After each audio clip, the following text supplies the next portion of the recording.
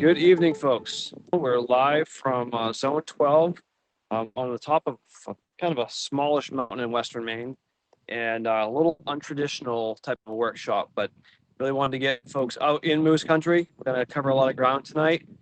First, want to congratulate everybody on pulling a moose tag this year. Pretty exciting stuff.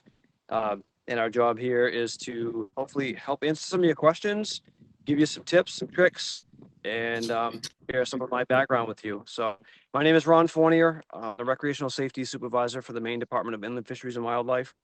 I oversee our hunt education program, which includes hunting with firearms, archery, crossbow, trapping, and so on and so forth. And I work right out of the Augusta office in central Maine.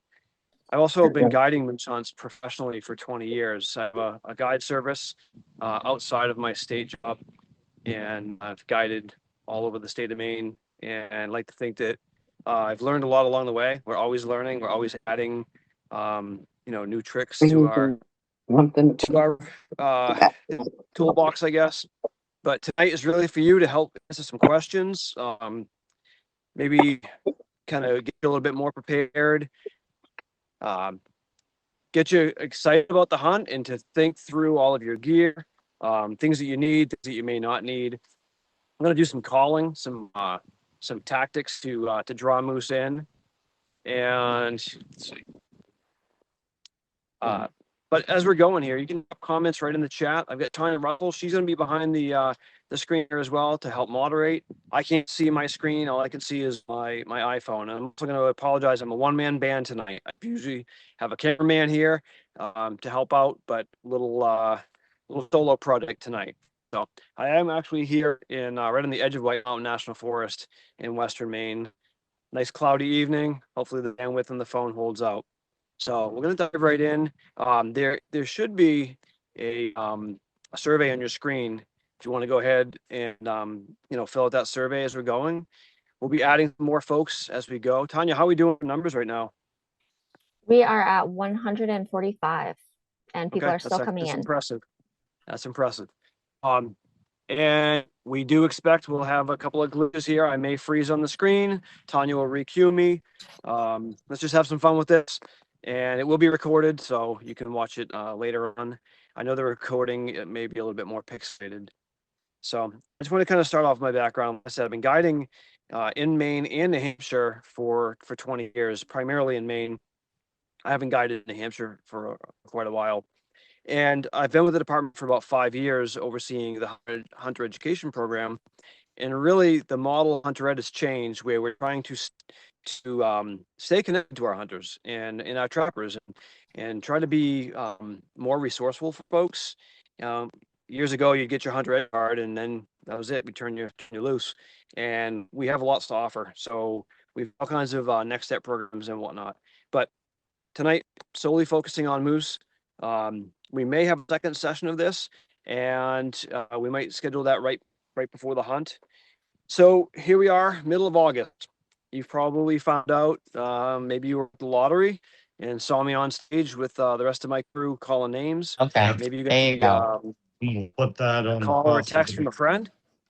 You got the letter in the mail, and it completely surprised you. But regardless of however you found out, I'd like to think that the planning and the preparation starts the minute you find out that you've got a moose tag. So I'm hoping that everybody's had some time to really dive in and start getting some of the basics accomplished.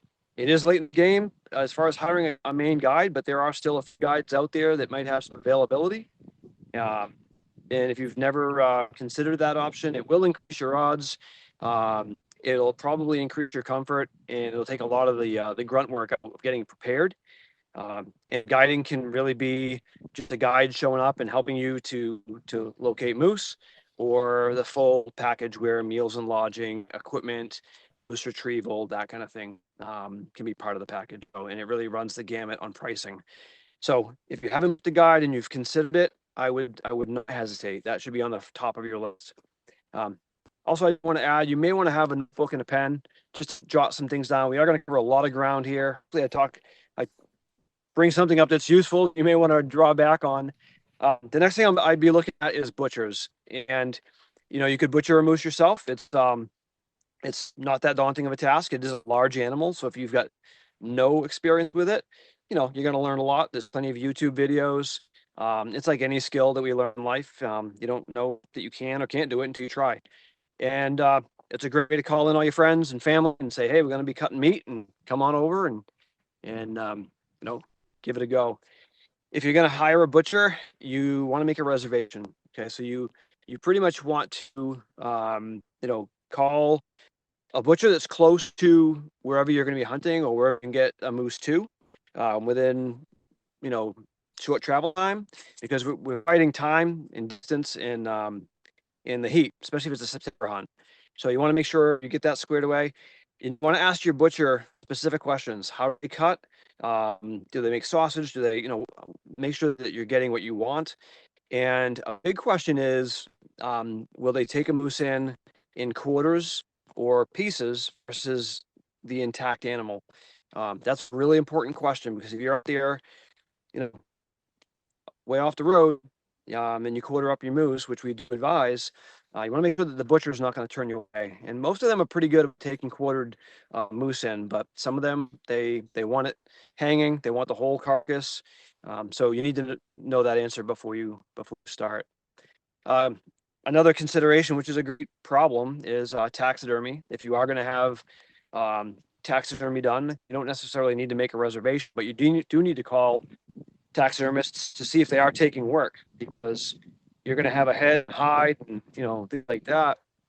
And if you show up at their doorstep with a hide that's not frozen solid, and it's a lot to freeze up a moose hide solid, and they can't take you right off, then you're going to be scrambling. So these are some of the things on the front end you might be thinking about. Another big one is lodging, and we've got an amazing state. We've got I can't remember exactly how many moose hunting zones, but you've got hunts that are extremely remote, where you might be camping or in a cabin up in the North Maine woods behind gates, or you could be at the local motel and hunting from there, or even from your home. So it really runs the gamut of your lodging, but make sure that that's squared away so that you're not stuck. I would also advise that you have Plan B. And this comes from personal experience. If you're going to be camping, a lot of our campsites in the North Maine woods are first come, first serve. If you're leaving a couple days early, you should be fine. Nowhere, if you got the spot that you've picked out on the map that you want to go to, have a second or third place to go, just in case. If you're renting a cabin, renting a camp from somebody, you've never met them, transaction or emails or however, make sure you've got a backup plan. Things do go sideways sometimes. Sometimes it's very good intentions, but twice we've rented a camp, and when we got there, there's another party in the camp the same week that we had booked. One was a timing issue. They did not realize they had booked us over the same week with some fly fishing folks. And the other one was two brothers on the camp, and they both rented it. And neither of them were communicating with each other, and it was a little challenging to navigate where we were going to go in the last minute up in the middle of zone four. So just do your homework, make sure that everything's checked off, and then you got to start thinking about gear. So with gear, you've got lots of decisions to make. And we'll get into gear a little bit in a little bit here, but I kind of wanted to talk about getting started where we are here. So the middle of August, right now, I would say it's a great time to start scouting. If you started scouting early summer, you're going to see moose patterns shifting and changing pretty quickly. In the heat of the summer, they're going to be in cooler, dark places, more likely to find them around water sources. As we start getting towards the end of August into early September, it's kind of pre-rut, and we're going to start seeing a lot of traveling. You're going to see bulls that are going to be traveling outside of their core range. They're going to be moving about. The days should be cooler, the night should be cooler, so it'll be more apt to be moving. You may not see them in places that you saw them in July. Pretty common, depending on where you are in the state. Same thing. Cows, I mean, they're feeding right straight through, but they've got that internal clock, and they know that the rut's coming. They've got a short breeding cycle, and things are going to start to change. So a lot of wandering. You'll see moose in places you may not have seen moose. And as we start getting into September, you're gonna see some changes. You're gonna probably see, if you're walking any of our woods roads, or go near any muddy areas, you're gonna see possibly, you know, broken down trees that have got rubs, tops broken off. There's actually one right behind me. It's a little cherry tree right here. I'm going to assume it's probably from a moose, could be a black bear, uh, but they'll start to, spar as they're running off testosterone and getting all the rest of the velvet off their antlers. And you'll see some of that activity. And a lot of times you'll see that on the alders and the roadside brush. And they might be starting to get a little vocal. You'll hear bulls, grunting. Cows, you may hear a couple of like soft cow calls, but not going to be too noticeable quite yet. As we start getting into well into September, you're going to see a lot of that ramp up pretty quickly. You might hear bulls sparring. So you can picture the two 2x4s sound like if you're banging them together. Okay, much louder than deer antlers if they're banging antlers together. You might hear that off in the distance. You might hear a bull grunt or kind of a roar. You'll hear this kind of a roar that will kind of startle you. But you're going to start to hear the woods getting a little bit more noisy, and that's a good thing because that's getting closer and closer to our hunt. We've got a couple different seasons. Hopefully, everybody is very well versed on what season they have. They've already taken care of paying for their tag and last minute details with your swaps and sub committees and all that stuff. But if you're going into the September hunt, which is the last week of September going into October this year, it tends to be more vocal. Going to be a lot more rutting activity.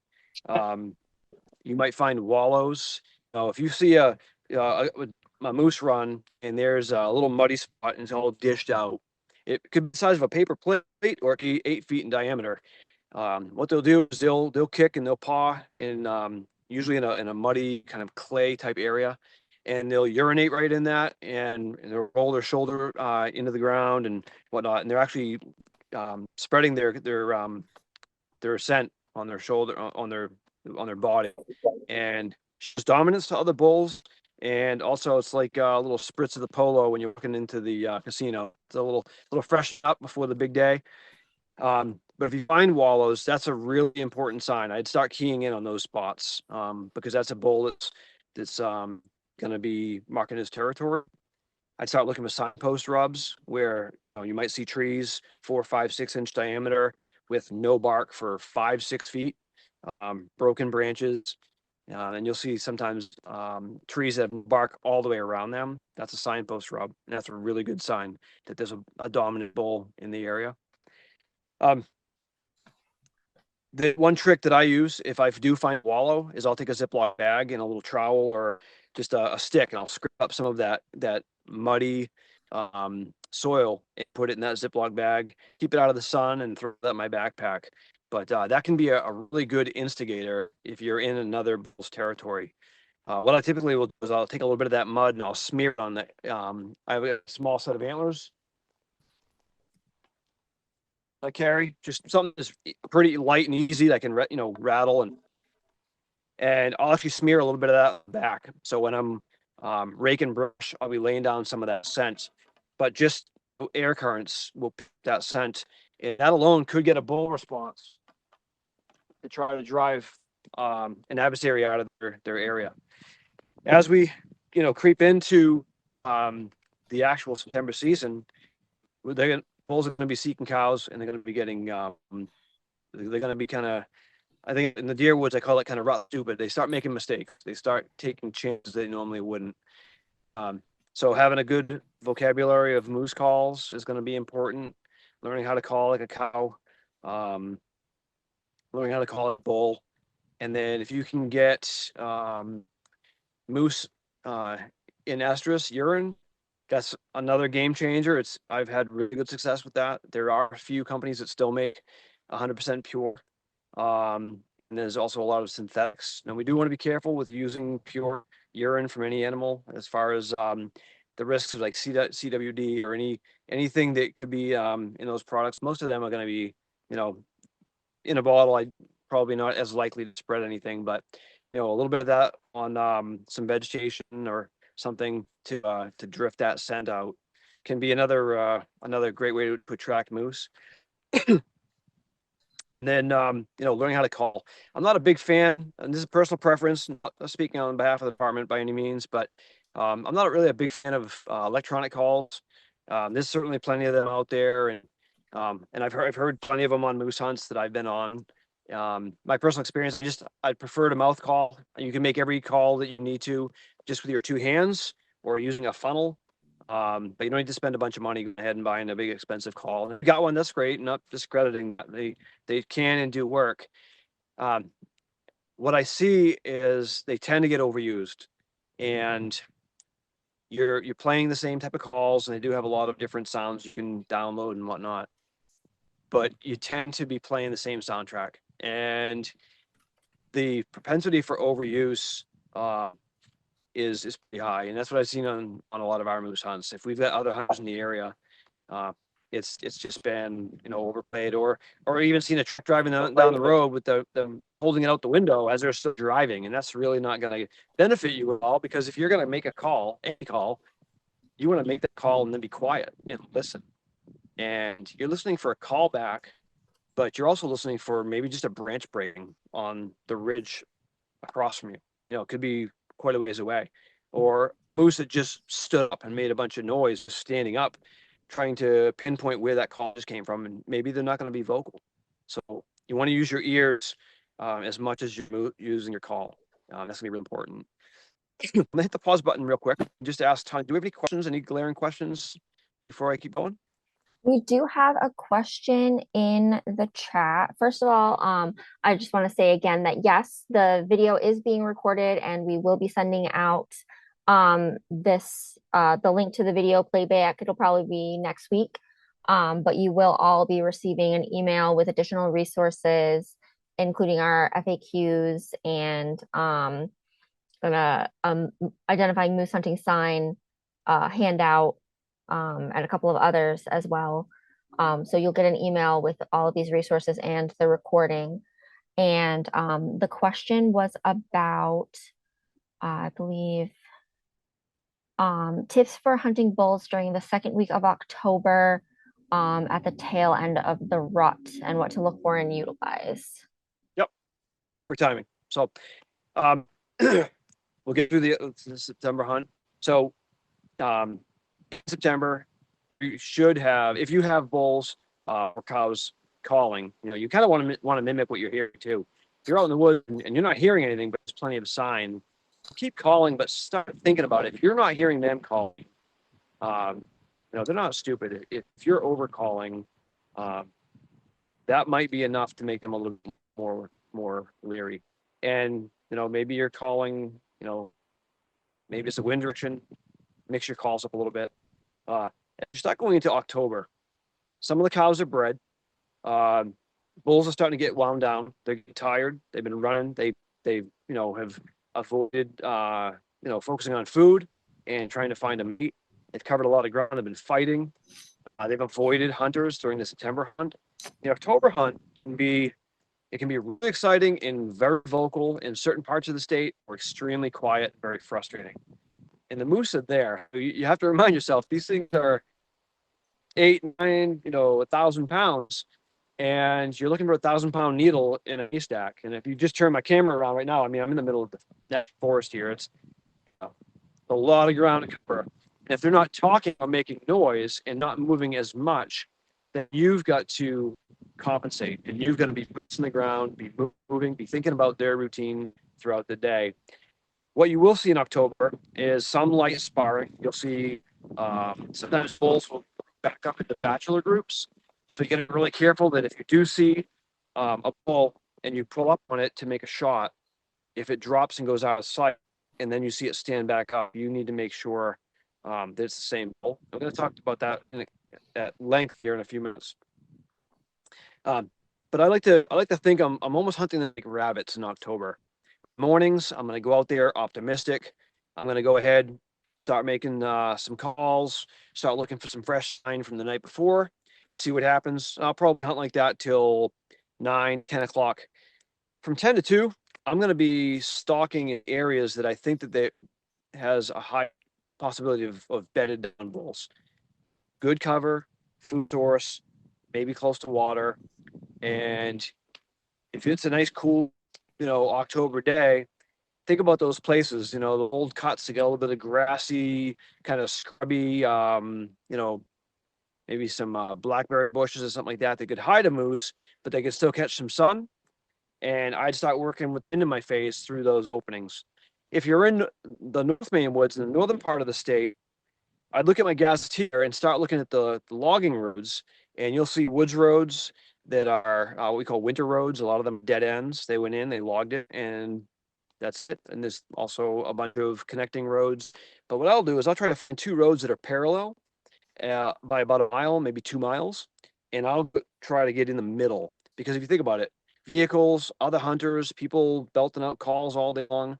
If moose are trying to get away from humans, where are they going to go? They go away, and that center line in between two dirt roads is a great spot to go in and keep the wind in your face and make just a slow serpentine kind of walk through. Call sparingly, keep your eyes up with a good pair of binoculars, and many times you'll bump a bedded bull or three. And then the idea is if I put myself in between those roads, now I've got two access points to be able to pack a moose out versus going straight in and, climbing 3 mountains and being 8 miles from the truck. So that's a tactic I've used really successfully in zone 1, zone 2, zone 8. So look for some of those logging roads. You'll see lots of different terrain in the different parts of the state. If you're up in zone 3, gonna be a lot more agricultural and farmland, broccoli fields. Western Maine, it's more mountainous, less logging roads, so more boots in the ground. But yeah, I would still hunt them as if it was some bulls still in the rut, but tone back your calling, maybe a little bit of light sparring, and then raking brush. And we haven't talked about that a whole lot yet. So you can find a scapula. I know you can jump on what is it, eBay or whatever, or social media. You can put a comment out there that you're looking for a scapula. But if you can get your hands on a scapula, it's a shoulder blade from a moose. You can rake brush with that, and just raking brush with no calling can be really effective in attracting the attention of a bull and a cow. So I'll turn the camera here in a little bit, and we'll kind of show how that all works. I'm just going to be a little careful with the camera here. I don't want to screw up my setup quite yet, but scapula works. I've seen other folks using an antler, but you can also take like a 1 liter plastic bottle. I've heard of people using an empty, if you got a quart of oil and attach that to kind of a stick or like a little broom handle, and just using that on a tree, raking brush makes a really realistic sound of antlers on brush. We've killed plenty of bulls with no calls in just raking brush. Canoe pedal works as well. So what you're doing is you're mimicking another bull that is rubbing on a tree, and when they're doing that, in October, they're leaving scent, they're marking territory, still, maybe releasing some of that testosterone and whatnot. But if another bull hears that, and they're in someone's dooryard, they're gonna probably invoke some curiosity. For cows can be challenging. Cows are social. You can attract cows with a cow call. You're not going to attract cows with a bull call, for the most part.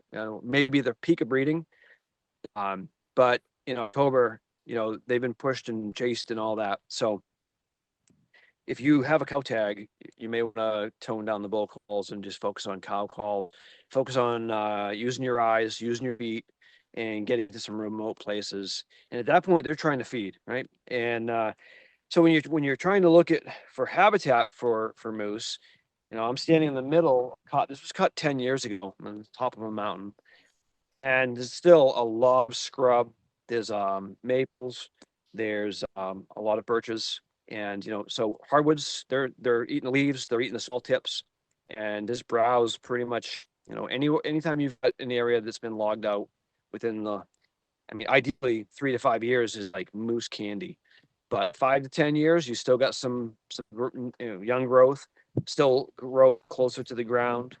Get into mature hardwoods, and moose will pass through. But if there's not a lot of understory, not a lot of cover, there's not going to be enough food. So I would maybe avoid those areas as my primary.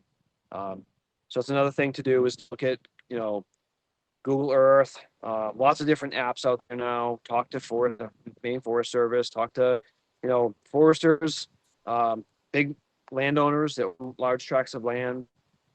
You can actually go online. I think the North Maine Woods has a listing of areas that they've cut or that are actively logging. It just nothing replaces scouting. Just getting up there, wherever your hunt is, spend some time and get the lay of the land. And I want to kind of address that for 1 second. This is the third year we've done this, and I think last year I got a little heavy-handed, but moose tag it's a challenging tag to get, right? And whenever you're drawing for a tag, I've been drawing for antelope out west and mule deer, and you just don't get one. You apply, and then when you do get one, what you don't want to do is you don't want to look in the rearview mirror. You get to your hunt and start playing the shoulda, woulda, coulda game, where you think, you know what, we didn't scout, we really didn't prepare, and we kind of winged it, and we didn't see much sign, we didn't know, what we were doing in the first 3 to 4 days, just trying to figure things out. And it's hard because we all have busy schedules, we've got commitments, we've got work and kids and obligations, and then your zone and you go, geez, I'm in zone 1, which is 8 hours north where I'm standing right now, and you go, that's a commitment to go up there and scout, and then do this all over again and go back up there. But if you can, I would strongly encourage doing that and get familiar with the area, or talk to folks, talk to people that have gone on moose hunts, and you'd be surprised at how many people would be willing to give you some tips, tricks, and nobody's going to come right out and give you your honey hole. I'm sure there's people put all their cards on the table, but I've given a lot of folks some good tips on places to go and check things out, and with good success. And then that comes back down to hiring a guide. You hire a guide, and they're doing all the legwork. You write a check, and you show up with, your gear, and you're good to go. And you can show up the night before the hunt and be ready to roll. So there's definitely some trade-offs. But yeah, just plan ahead, get up there and see the area. At the very least, be pouring over maps, pour over the gazetteer, look at Google Earth, look for drainages and water sources. And start just making notations and whether it's highlighting on a map. It's another good point is take your gazetteer or any map that you're working with, highlight your zone. Now we specify which zone you can hunt. It's a wildlife management unit, which is different than a wildlife management area. Wildlife management areas are pieces of land that we own as a state that are public property, right? It's for public use. There's like 70 of them. Wildlife management units are assigned to the hunter for your moose tag. So if you have a zone 12 moose tag, you have to be in zone 12, and it's on the hunter to know. And we tell you basically roads and rivers or whatever it is, where those boundaries are. So highlight them and just pay close attention, because if you're driving down a bisecting road, zone 7 might be on your left and zone 8's on your right. And you got to make sure that you don't make that mistake. If a bull crosses the road and goes in the big chopping across the street, and you get that you're on the line, you could end up being in the wrong zone. So something we do see, not as frequently, but we do see that. So know your zone. And then being prepared also comes down to physical ability. And everybody's got different physical abilities, and I guess also desires for how they want to hunt. I know a guy here locally that wanted to kill a bull as far back as he could, and he packed everything on his backpack and on his back, and hiked like 5, 6, 7 miles, was camping along the way, and he shot a smasher. He shot a really nice bull, and my boys gave him a hand pulling it out, and it took him 2 days to get everything out. And but that was the hunt that he wanted. He wanted a hard, hunt that was going to push his endurance and put him in some places that were going to be very, very remote, and it was rewarding. Not everybody can do that, and in getting a moose out, just your physical conditioning. Now, it's August 13th.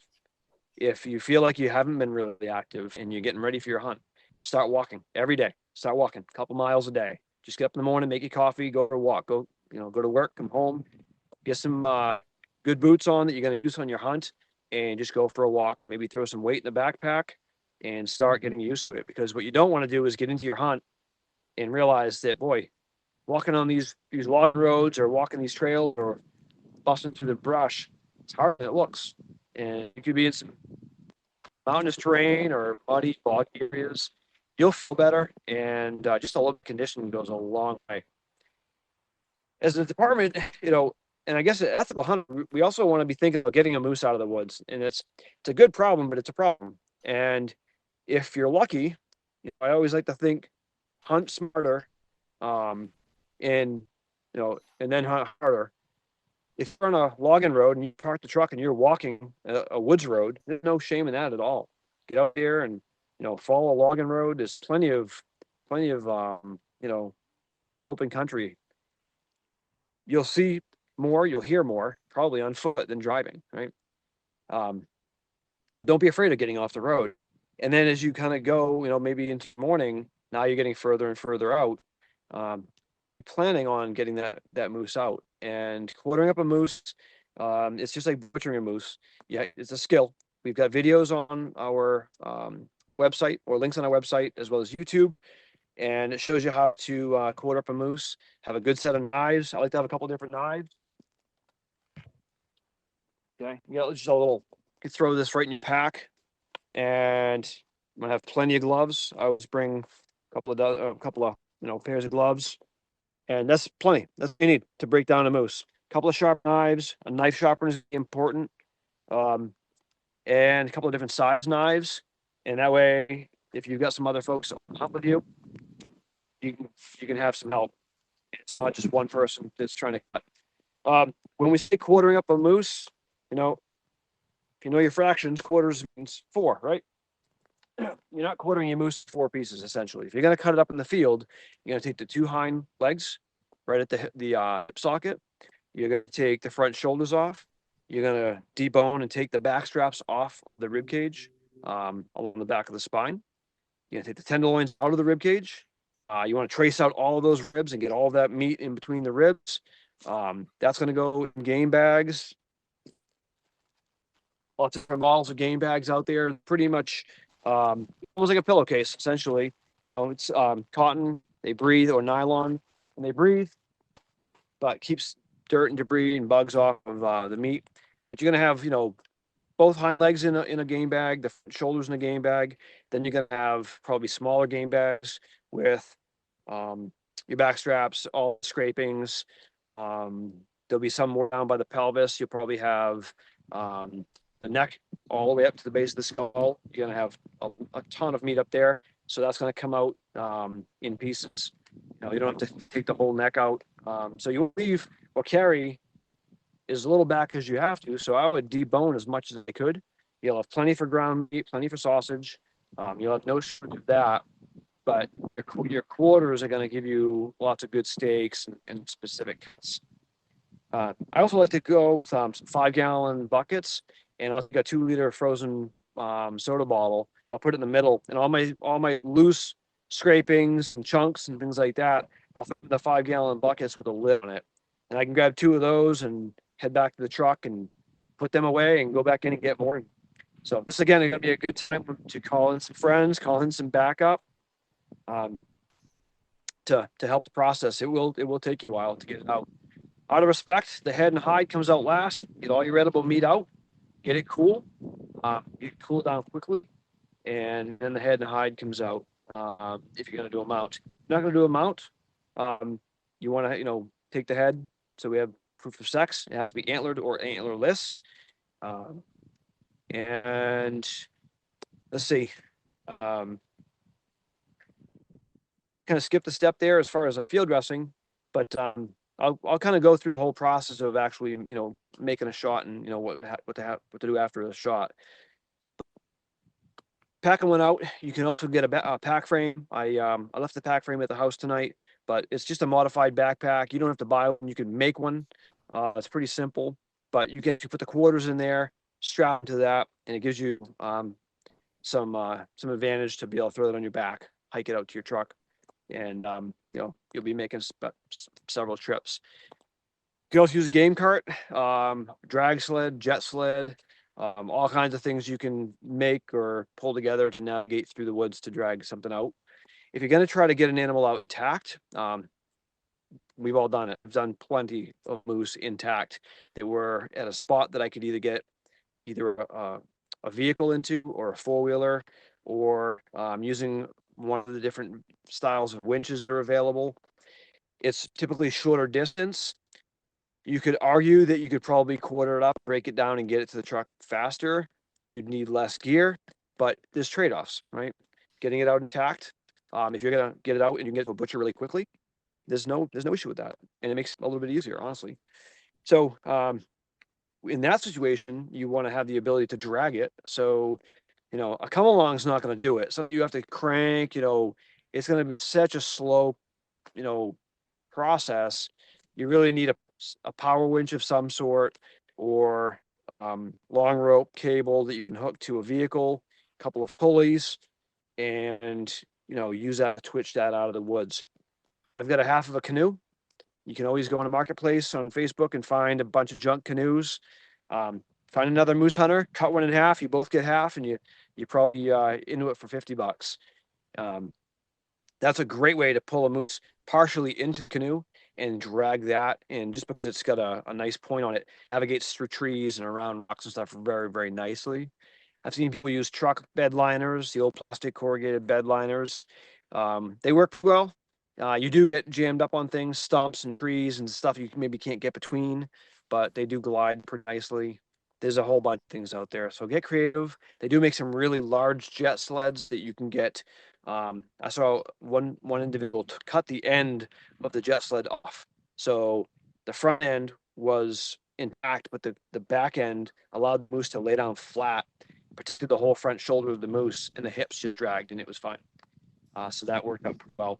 Just chainsaw winches that operate with a worm carrier in a spool of cable. There's capstan winches, which operate the same principle as kind of like a if you ever seen the lobster boats, or pulling a crab pot. It's got a cylinder, and you just put pressure on a rope, and it allows you to pull a moose a certain distance and then reconnect to another tree and then continue the process. When you're going to buy a rope, buy a rope that's going to be a static rope that's not going to stretch. I've got essentially a forestry rope. I think it was American Forestry, right online. It's about a half inch or 5/8 rope, 5/8 inch rope, and you can get a couple of pulleys, Tractor Supply, Home Depot. Get a couple of these. You thread the rope right through that. Then I'll attach that to a tree, attach it to the moose, and then whatever I'm using to pull it, and have a couple of pulleys. So if you know anything about physics, you want to have additional pulleys to reduce the pulling weight. So one pulley is great, two are better, three are even better. And you also may need to dog leg the animal as you're pulling it out through things. You may have a tree over here, but nothing else that you can attach to, and you have to pull it at an odd angle. So I'll just make up some pieces of chain with a quick link. I think I got one here. Nothing fancy, probably 5-foot piece of chain with a quick link. What I'll actually do is I can wrap this around a tree really quickly, hook my winch to it, and pull to this, and then just drop this, go to the next tree, and I move this wherever I want. So having some extra chain is going to be helpful. And then the whole pulling process, you got to be careful. If you're using cable, grab a pair of leather gloves. Cables like to splinter and catch your hands, but you also need to communicate with who you're with. I've seen a lot of scary situations pulling a moose out with cables and ropes, and everything's under tension, and people are tired. They're all excited about the success, and somebody gets their leg jammed between a log and a moose that's coming down the hill or whatever it is. So communicate. If you're in an area where you can use walkie-talkies, you can have somebody at the truck and just giving them the command, all right, go ahead and pull. All right, hang on, stop. And you can navigate around things. So much easier than trying to yell. But definitely a lot going on to get a moose out. I'm going to pause again. Tanya, we got any questions? Yeah, we've got a few questions here in the chat. I'm going to start lower down since you were just talking about getting a moose out. So I'll start with those, but I will backtrack to get everybody's questions. Um, one here was when packing out, how much bone in the hindquarters weigh? How much to the Say that again. bone? How much Should they weigh? how much does the bone in the hindquarters weigh? Okay. So we had a 750 to 800 pound dressed bull, hanging weight, and I believe the two hindquarters, one was right around one with the bone in. The entire leg was it was about 125 to 145 pounds, I believe. So it's quite a bit. Probably a two-person job there, or you can bone out. You can always break things down further. And then the front shoulders, um, depending on the moose, probably going to be about the same. And if you're not going to do anything with the hide does not have to come out. The hide, it adds a lot of weight. So if you're doing a shoulder mount, you want to have enough for a shoulder mount, and do a little bit of research on how much hide you need for that, because you don't need to bring the rest of it out, and you can just cut all the back. You also don't need to bring the leg out, like, cut at the knee, from the knee to the hoof. That stays in the wood. That doesn't need to come out either. So you want to lighten it up as much as you can. If you're going to cut it yourself and you're going to, just make about stew meat and ground meat, I would debone as much as you can, and leave more in the woods. When you leave it in the woods, it's going to be, it's not going to go to waste. Every, bird of prey and predator is going to think they just won the lottery, finding a bunch of bones and some scraps. I will say this: if you break a moose down in the woods, if you see pink, keep scraping. That's edible meat. And I like to walk away from a carcass. And the last one we did, I said, boy, the crows are going to be very disappointed. And we turned around and it was a white skeleton. It was very little on there. Now, go within reason, but we want to remove as much edible meat as we can. But I didn't leave much. We love moose meat, a lot of mouths to feed. So we did our very best on it. Next question. What do you need to tag the moose when packing out? Tagging it. Yes. I'm not So, sure if that's, yeah. yep. So what I'll do, I'm gonna use that question to prompt me into, like, after the shot. So let's say you do make a shot, okay, and you find the moose, right? Textbook dropped where you shot it. Everybody's happy, fist pumps and all that stuff. You want to be ready for a second shot, but you want to be really careful to make sure we don't have a double kill. Um, as soon as you get to the moose, you need to tag it, okay? And you're going to have a moose tag, or a moose permit with you. And I have one here somewhere. Make sure it's in a Ziploc bag and it's signed by the hunter and the subcommittee before you hunt. So have that in a Ziploc bag somewhere. But you're not putting that on your moose. You're going to take either one of the green tags. I think I've got one here. We give these out. It's a piece of Tyvek. I was bring a Sharpie, and that's going to be your temporary tag. And you're going to tag the moose as soon as it hits the ground. Okay, the first thing you're going to do. You can use a business card, a piece of paper, whatever it is, flagging tape, but you need to put your name and address, the time, the zone, your permit number on that tag. And then, no, now you're going to take photos, right? You want to get some photos, capture the moment, take really tasteful photos, think about looking back at those shots 10, 20, 30 years from now, and don't make regrets, like, thinking you should have tucked the tongue in, or maybe wiped up a little bit of the blood off the nostrils. Take a little bit of time, a couple paper towels, and really, because we want to portray a really responsible, ethical hunter. And then, at that point, you're gonna go ahead and start field dressing. So now, if you're going to break it down, you want to have the tag stay with the meat. Okay, so you may have multiple tags. If I've got 4 or 5 game bags, I actually just write right on my game bags. They've got multiple times I write on them. I'll just write right on there all my information. So if anything gets separated, it can be traced back to that hunter. And then when you go to the tagging station, they're gonna put the plastic tag on it. Okay, the permanent tag. So you'll have to go to the first tagging station that you see. And we list them in the moose guide, and they're on the website, on the app as well. If you're in the North Maine woods, you have a little bit more leniency on tagging a permanent tag until you come back out. So if you're in the middle of nowhere, and you're not heading back to town, you got a way to keep that moose cold or frozen or whatever it is. You tag it at the tail end of your trip. But the tag has to stay with the meat, it has to stay with the hide and head and all that stuff. So if I bring that to my taxidermist, you want to write down the tag number. They don't need that plastic tag, they need the number, and they need all of your information. So just picture anytime you break that down, that information goes with it. Then I get home and I'm feeling generous, and I want to bring some steaks over to my neighbor. Okay, I've got 4 or 5 packages of steaks. I'm going to put that information on that meat. When it ends up in his freezer, if it's not tagged, who knows how to get there, right? So it may seem a little redundant, but just make sure it's got a proper identification on it. Next question. What would you expect snow the last week of October in zone 1 in the Allagash, and do moose change the pattern in the snow? It's snow. Yeah. If you can moose hunt in the snow, that's going to be a pretty special hunt.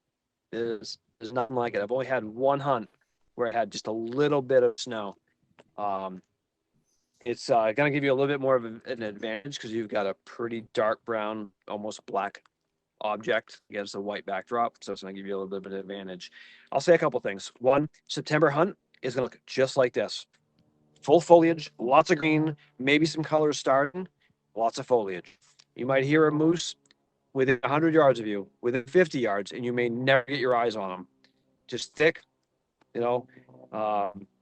You go into the October hunt, and now you got the, depending on where you are in the state, you've got changing colors, different contrast of a moose against, the reds and yellows and, of our foliage. But you're going to start seeing leaves dropping, especially further up north. And I've hunted in zone 1 on a moose in September, and we hunted the exact same spot in October, and I couldn't believe how much more visibility we had. We could see hundreds of yards in to all these cots and logging roads. So you're going to have the benefit of visibility. The late October hunt, plenty of opportunities for success. You are going to be hunting animals that have probably had a lot of hunters and a lot of pressure.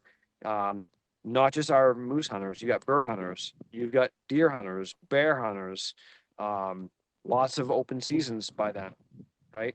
So you could have, areas where moose are going to be a little bit more off the beaten path. So you might pull, if you see something in a clearing somewhere and you pull over, just pulling that vehicle over might be enough to trip their trigger and they're going. Whereas in September, moose can tend to be curious. They'll stand still for a bit, and as far as their senses, they've got an amazing sense of smell. Do not underestimate their nose. And keep the wind in your face. Many people don't consider that, but they're not dumb. But their eyes, you can fool their eyes. They see movement, they don't see color, but they don't really see clarity until they get closer and closer. And that's why you'll see, you could be standing there, just like I am, calling, and have a bull walk down the trail until it gets within my little bubble, and it's like, oh, wait a minute, that's another moose. So you can fool their eyes a lot easier than you can fool their nose. Their ears, don't underestimate their ears either. The size of their ears, metallic noises, non-woodsy type noises, they hear it all. Don't slam the doors of your truck. When you get out, I would keep talking to a minimum, keep it quiet. Thinking about things you have on you, Velcro and zippers and all that kind of stuff. But you don't want to make an animal more wary by them hearing something that's not a natural sound. Any other questions before we keep going? How far can you expect a bull to run after being spooked by a hunter? It's a good question. I've seen deer run a mile before they even turn and look over their shoulder, and they just like a rocket. I've seen moose run from a vehicle and they'll run a long way, but they're going to, my experience is they're not going to run that far. They're going to go, maybe a couple 100 yards and going to try to get away until they feel that they're beyond danger. I don't think they're going to go, to the other side of the state. The other thing too is when they're traveling like that quickly, they know that they're putting themselves at harm's risk because they're moving quickly in one direction. They have no idea if there's another hunter or another threat in front of them, okay? Especially after the season's been started. Now, one thing about sharing the woods with other folks is don't get disheartened. You're gonna start your hunt at some point, and you're gonna hear that first shot in the morning, and you're like, oh, someone got a moose, and then you hear another one, and then another one, and you're like, oh, what are we doing wrong?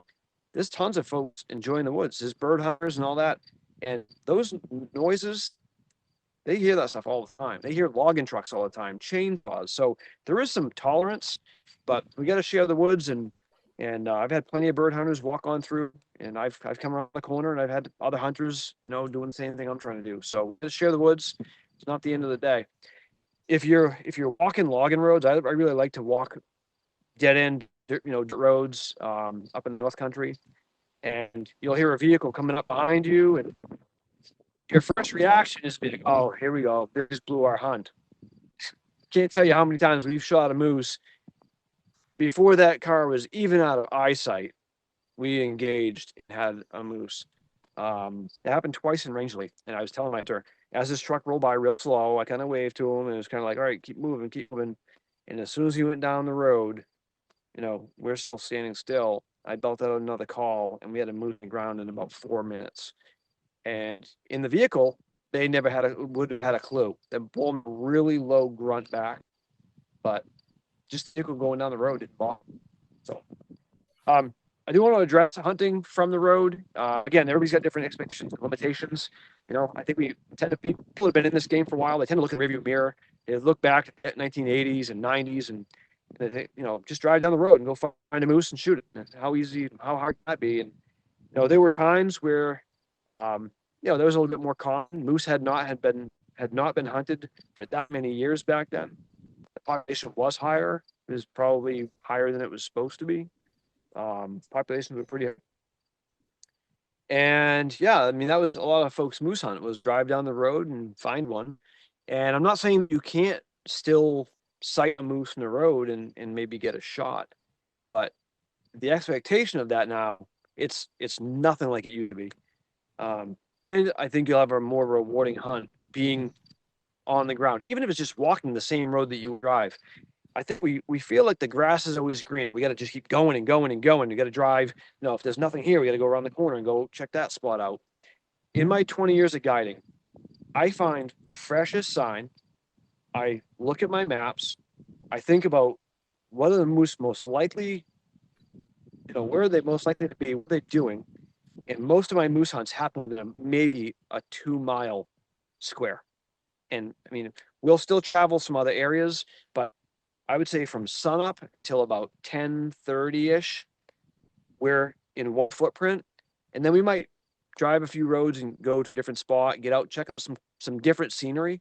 That's when we kind of do a little bit more exploring and scouting, have a little tailgate lunch in a spot that we could possibly see something, take a quick cat nap, and then right back we started in the morning. Because what happened in the morning, maybe wind directions changed, pressure, and we've had connections with moose in the afternoon where we were in the morning or the next day. Every day is different. If things didn't line up for you on Monday, go back and hunt the same ground on Tuesday. Try it again on Wednesday.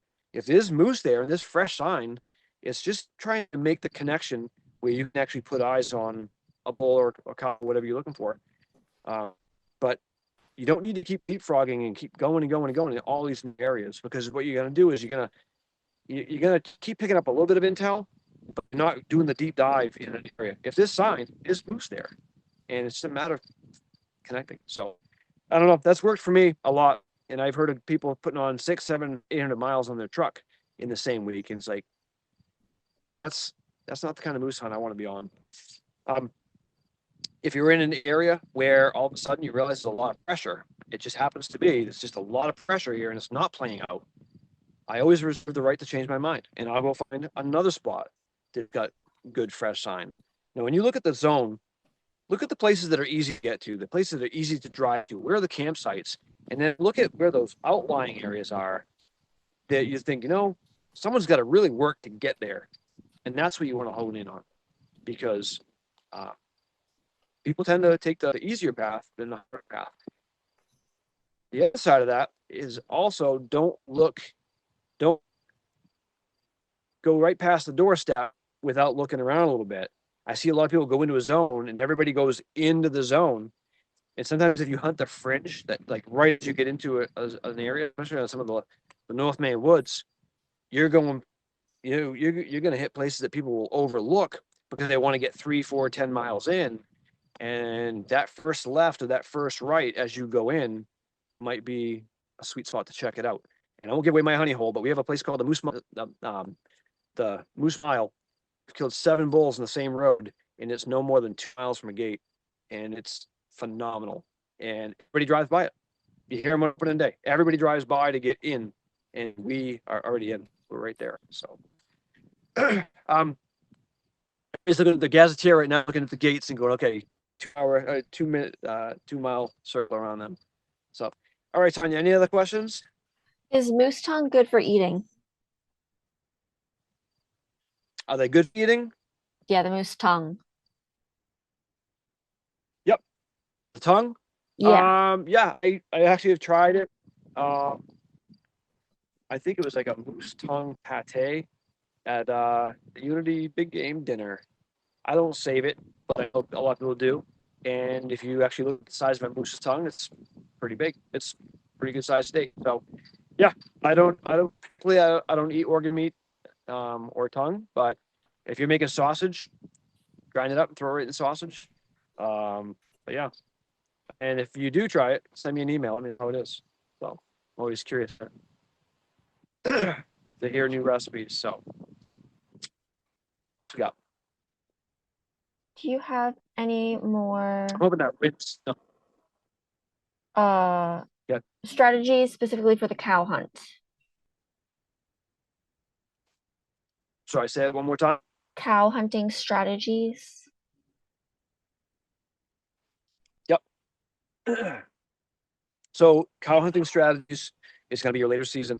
I really would hone in on not clear cuts, but cuts that hunt the food source and food sources that are adjacent to heavy cover.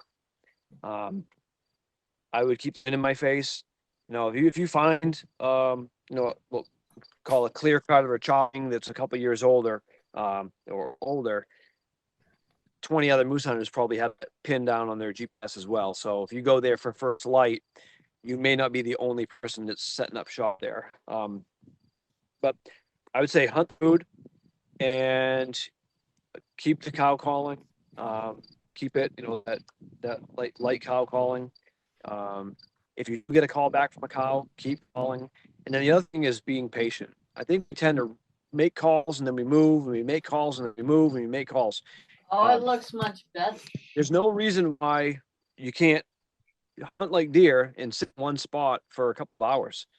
Spend a lot of time at a vantage point where you've got some good sign in front of you and some good food, or find that clear cut that's a couple of years on it, and find a high spot. And I'd sit for the last 2 hours of the day.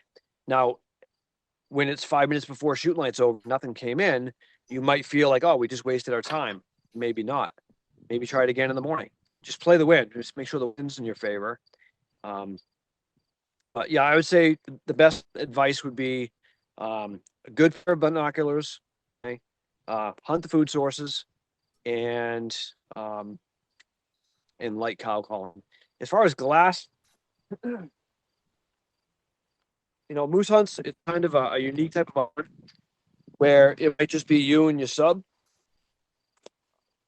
I would suggest getting a binocular harness. You don't want to fumble around for your binoculars. You want to have them on you the entire time you're hunting. I think it's so vital to be able to pull up a pair of binoculars and look and identify. One, you're using them for scouting. You're trying to discern, is that a stump? Is that a moose? but you also have to decide. You have to, you know, be absolutely sure it's a antlered bull or an antlerless deer, antlerless moose. You want to make sure it's not two moose standing side by side. It's not a cow and a calf. You have to really pay close attention because double kills happen way too frequently, and it doesn't help the population, doesn't help the hunters if meat goes to waste and all that. So double kills, I'd like to say that they are almost always preventable. There's always situations, but and we'll talk a little bit about how to handle that situation. But back to glass, get a good pair of binoculars. You don't need to break the bank. $200-$300 pair of binoculars is plenty adequate. And if you've got other people on your hunt, moose hunts tend to be more social. You might have your permittee. Maybe you've got 3 or 4 people in the truck as you're scouting. Have a few pairs on the marketplace, go to yard sales, pick up a couple of pairs, get kids with you. Make sure every single kid's got a pair of binoculars. Keep them in the game, keep them interested, and off their iPad, and they'll be able to be another pair of eyes. And I can't tell you how many times I've had a backseat scouter as we're going in scouting. Maybe it's Sunday, we're just kind of getting the lay of the land, and one of my kids is like, "Stop the truck," and then you turn around, and we got something off to the side here that none of us even saw. So make sure you got plenty of binoculars, and then also a rangefinder is going to be really important. Judging distance it's a skill, but having a rangefinder will help you to make a more ethical, responsible shot. What we see is a lot of folks overshooting their capabilities. If they're a deer hunter and they've got the the old 30-30 or 30-06, and they're thinking, oh, I should be all set. I'm sighted in it at 100 yards. Well, 30-30, as far as a moose rifle, it'll kill a moose, but it's going to have to be a lot closer than you think. 30-06, if you're sighted in for 100 yards, do you know what your gun will do at 300 or at 400? Do you know what your bullet will do at that range? Have you shot at that range before? And then the other thing is moose are large, and if you're estimating distance, we almost always underestimate how far away they are. So you see something and you think, oh, that's 200 yards away, and it's 500. What I get concerned about is somebody makes the shot, they think they've got a good shot, they make the shot, and they see a little reaction or maybe no reaction. Then they have to get from where they're standing to where that moose was standing and actually land on the spot where it should have been to find blood. And they quickly convince themselves there was a clean mess. And what you don't realize is that you got a dead moose 50 yards in the woods because you're not even standing where the moose was standing when you shot, or you hit it in a different spot and you wounded it. So I'm a very conservative hunter. I've got firearms that will shoot 300, 400, 500 yards. I want to try to get within, ideally, as close as I can. I like the game of calling, something in close, but I want to be within that 100 yards if I can, 200 yards, 250. Beyond 250, I'm going to try some different strategies and try to get a bit closer. My guns will shoot that far, but things can go wrong. You can nick a branch or something like that you didn't see. So just know your equipment. Same thing with bow, practice, know your gear. And I do want to take a second to talk about non-lead ammunition. And, non-lead ammo has come a long way. And I started using a couple of different bullets. And went to a workshop from North American Lead Partnership. And started to realize that copper ammo, it really performs amazingly. Once you sight in your rifle at the range using lead, then take a couple of rounds of copper ammo and shoot at that same distance, make sure you're still on your target, and then hunt your copper. You'll keep a lot of lead out of the ecosystem, and you won't have to worry about any fragments in your meat. What I learned was, when you shoot an animal, you think about the entrance and the exit, and that's being the wound channel. Well, the wound channel is much bigger than you think it is. Things actually, all that particulate matter, but that animal's still alive. So when you hit it, all the veins and arteries that are moving blood, this circulatory system, okay, those lead fragments are ending up in different places in that animal, and you don't even realize. You have to look at some of the data, you look at X-rays, there's pieces of lead all over, that moose, the cavity and whatnot. And then the gut pile, advise deep burial. So I think the gut pile where there's going to be probably some lead fragments. Get that out of the view of our raptors and things like that. Let it decompose into the soil if you do use a lead bullet. And it's just one more thing to do. But you think about how many moose tags we give out in the season and how many gut piles in any one zone all at the same time. And if you got birds of prey that are going from gut pile to gut pile to gut pile, that lead burden, the toxic burden is really high. And it is real. So the other thing is that it's really high for us. So I would strongly consider a non-lead option and make sure you've got a bullet that works with your gun. We've had lots of caliber conversations about, what's the best caliber. And it always comes down to shot placement, right? And I know plenty of people that have said, oh, use the 243. It's all shot placement. A 243 will kill a moose. But when you look at the largest huntable mammal, in North America, why would you risk shooting an animal with a small bullet just because it can kill the animal, may kill the animal? I would, if you have access to the larger caliber, I would defer to the larger caliber. And I know I've guided hunts and I shot moose with, a 270, 300 Win Mag, 30-06, 7mm, 308. There's plenty of great options, but we owe the animal to make sure we have a good, quick, clean kill. Now, I'm not saying that if the only gun you have is a 243, not to use it. Just make sure you're shooting within your capabilities and you've got a bullet that you trust, and then don't make questionable shots. Make sure that shot placement really counts. You can't see right now. My phone's on. It's actually one of those death log pods. It's a tripod. You can mount your rifle on there, but having something to stabilize your fire on is really important, especially on your longer range shots. Making an offhand shot, you might feel like you're right on target, but you're moving a little bit. If you have the ability to lean up into a tree or use a stump, a solid rest, that's always going to be preferable. You can carry a set of shooting sticks, a monopod, bipod, tripod, pretty lightly. And I've got one that I use like a walk stick as I'm going. And then if I need to, I can throw it up and deploy the two legs. So that'll help stabilize your shot. One thing we didn't really talk about as far as tactics is tree stands and ground blinds. We don't see a lot of folks hunting moose in that fashion, but in some of our zones, there's no reason why you can't or shouldn't. And I'm in zone 12, and I'll tell you what, I've spent a lot of time in my deer stand, and I've had moose right at my feet. And there's a couple of areas that we have pretty frequently. And if you know the area well and you do your scouting, having an elevated stand spot could be a good tactic. Or having a ground blind set up in an area where there's feeding activity or on the edge of a small pond, things like that. But just a couple of other things to think about. I want to talk about calling and show you a couple of different calls and cover that so that people are familiar with that.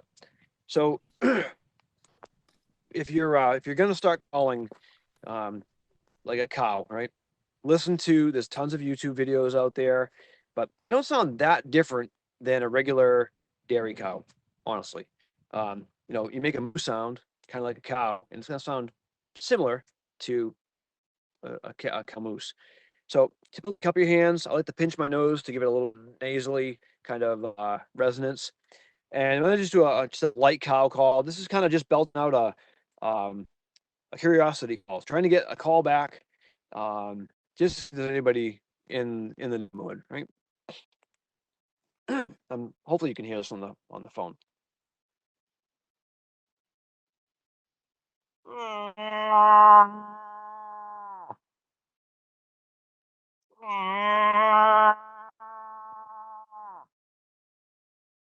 Pretty short, pretty sweet, no frills. Ironically, I thought I just heard a small run. That would be amazing if I had a moose come charging up here. Way too early in the season, but it is not where I'm standing. My son shot a bull in 2017 over my left shoulder, about 150 yards from me. So make a couple of cow calls if you want to really throw your voice. Anything that you can make a funnel out of. Okay. And I actually I know some folks that went to Home Depot and bought a regular orange funnel. I mean, I'm sorry, orange road cone, and cut the bottom off and spray painted all camo, and that's what they used. More traditional, old birch bark. Okay, this was made up in near Old Town, and it's a little more traditional, but it gives you a much more kind of throw with your voice. So I'll do the same call.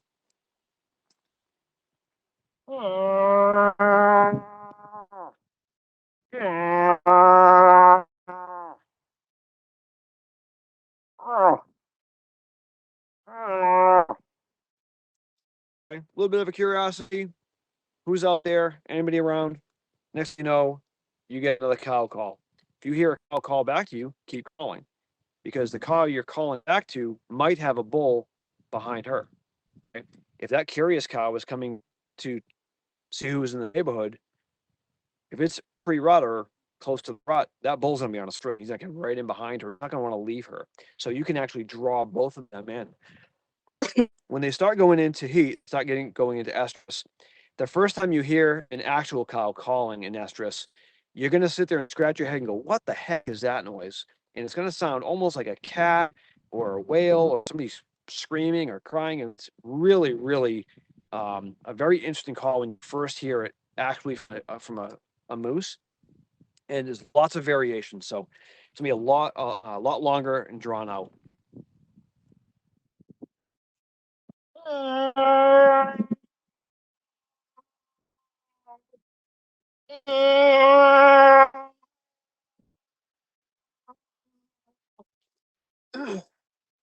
was actually kind of short. You belt out a couple of those loud calls and then put the call down and just start listening. Okay. And again, I'm listening for a grunt of a bull, listening for a limb snap, or even just the sound of brush moving through the brush. We've had bulls come in on us absolutely silent, and all we could hear, couldn't hear their footsteps. We could just hear them going through the saplings. And next thing you know, down the road, 40, 50 yards, there's a bull standing there that was not that far away when we started calling. A bull grunt, they kind of, with their diaphragm and their lips, they make this kind of I've heard it called like oil canning. If you remember the old oil cans, you press the little bottom of it, and it would go, oh, oh, oh, about the same type of sound. Okay.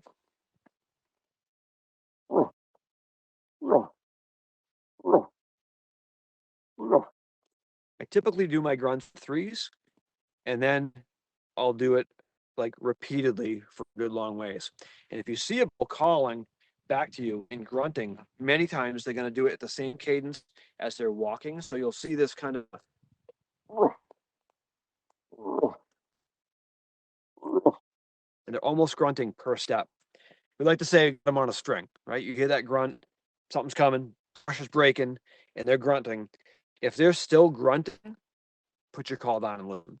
If they stop, just wait a little bit, make some brush. They don't pick up again, belt out a grunt or a cow call. A couple things you're doing. If they think they're coming into another bull, they're coming in to fight, or they're coming in to challenge or push another bull out of their territory. If they hear a cow call, they think they might have a new girlfriend around the corner, and then they hear another bull, they're not the first one at the party. So that's going to put a little bit of spring in their step. If you get a moose that's hung up on you, what you can do is turn around and belt your call out in a different direction, or even start walking in the opposite direction, break brush, break some branches, and start calling like you're actually leaving, but stay close to where you were, and then just stop calling. And many times they're going to be like, okay, they're not coming to me. I'm going to have to move and try to figure out where that moose is. If you get hung up, a lot of times it's wind direction. And if you didn't play the wind and you realize, the wind's hit me right in the back of the neck, might be game over right now, or I have to reposition really quickly and make sure that I'm not downwind of or upwind of the moose. As far as using the scapula, I'm going to try to turn this without screwing things up here. I'll be very gingerly, like mistake. Now, I'm not going to push my luck, but hopefully you can hear this. See this right here? Oh, all right. Let's just move it. We'll gamble a little bit. So I have I got a small birch tree, another birch tree behind it, and with the scapula, I usually start off kind of slow.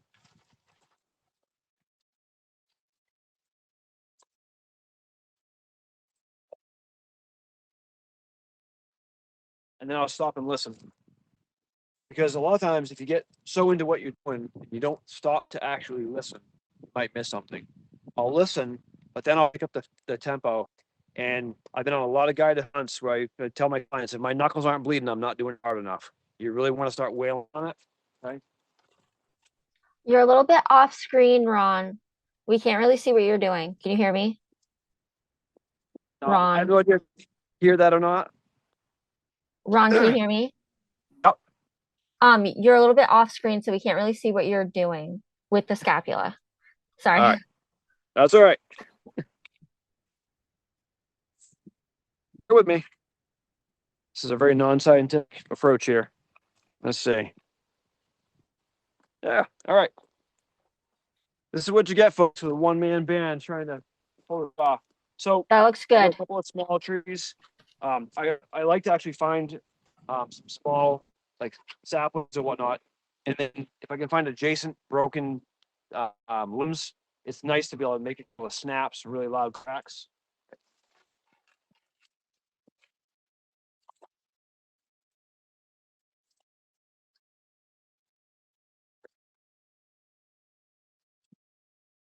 Oh, you kind of get the idea. I get the sun in your face too. And if you've got the ability to break a couple of dry limbs from a pine tree, that loud crack, that carries a long way, and it's a really natural noise. Plowing through the woods, they're making a lot of disturbance when they're going through. So that's another great way. Not even making a moose noise; you're just making the sound of something large coming through the woods. There's also what they call a knock, and I've seen some really creative ways of doing this. But if you took the back end of your scapula, a small piece of 2x4, an antler. I'm gonna do it on the street behind here, and hopefully you can hear it. But every once in a while, a bull they'll knock into a tree intentionally, and then their appropriate response from another bull is to do the same thing. Okay, if you ever hear it, I would recreate that and do the same thing. So listen to what it sounds like.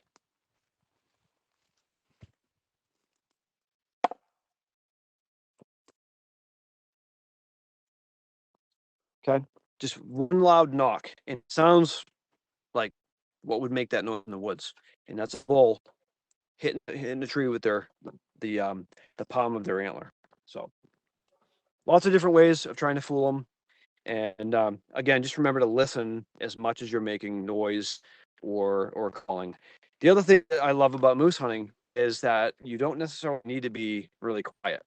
So if you think you've got the potential of something being out here and you belt out a few calls, you don't necessarily need to tiptoe through the woods trying to move from point A to point B. I'm going to sound like a moose, and I'm literally going to go and break branches, stop every 30, 40 yards, belt out a grunt, go back in, just keep going. Just plow down the trail, break a few dry limbs, grunt, maybe belt out a cow call, trying to, again, give them the illusion that what they're listening to isn't a hunter that's sneaking through the woods trying to get to them, but you're a 1,000-pound animal that's just trying to do moose things. So it gives you a little bit of freedom. And in the deer woods, you're not playing that game. You cringe every time you step on an acorn. But you can get away with a little bit of noise. Tanya, what else we got for questions? I'm gonna straighten this up a bit. Um, a person has seen moose getting weighed at a check-in station, but have not been gutted. Why would that be?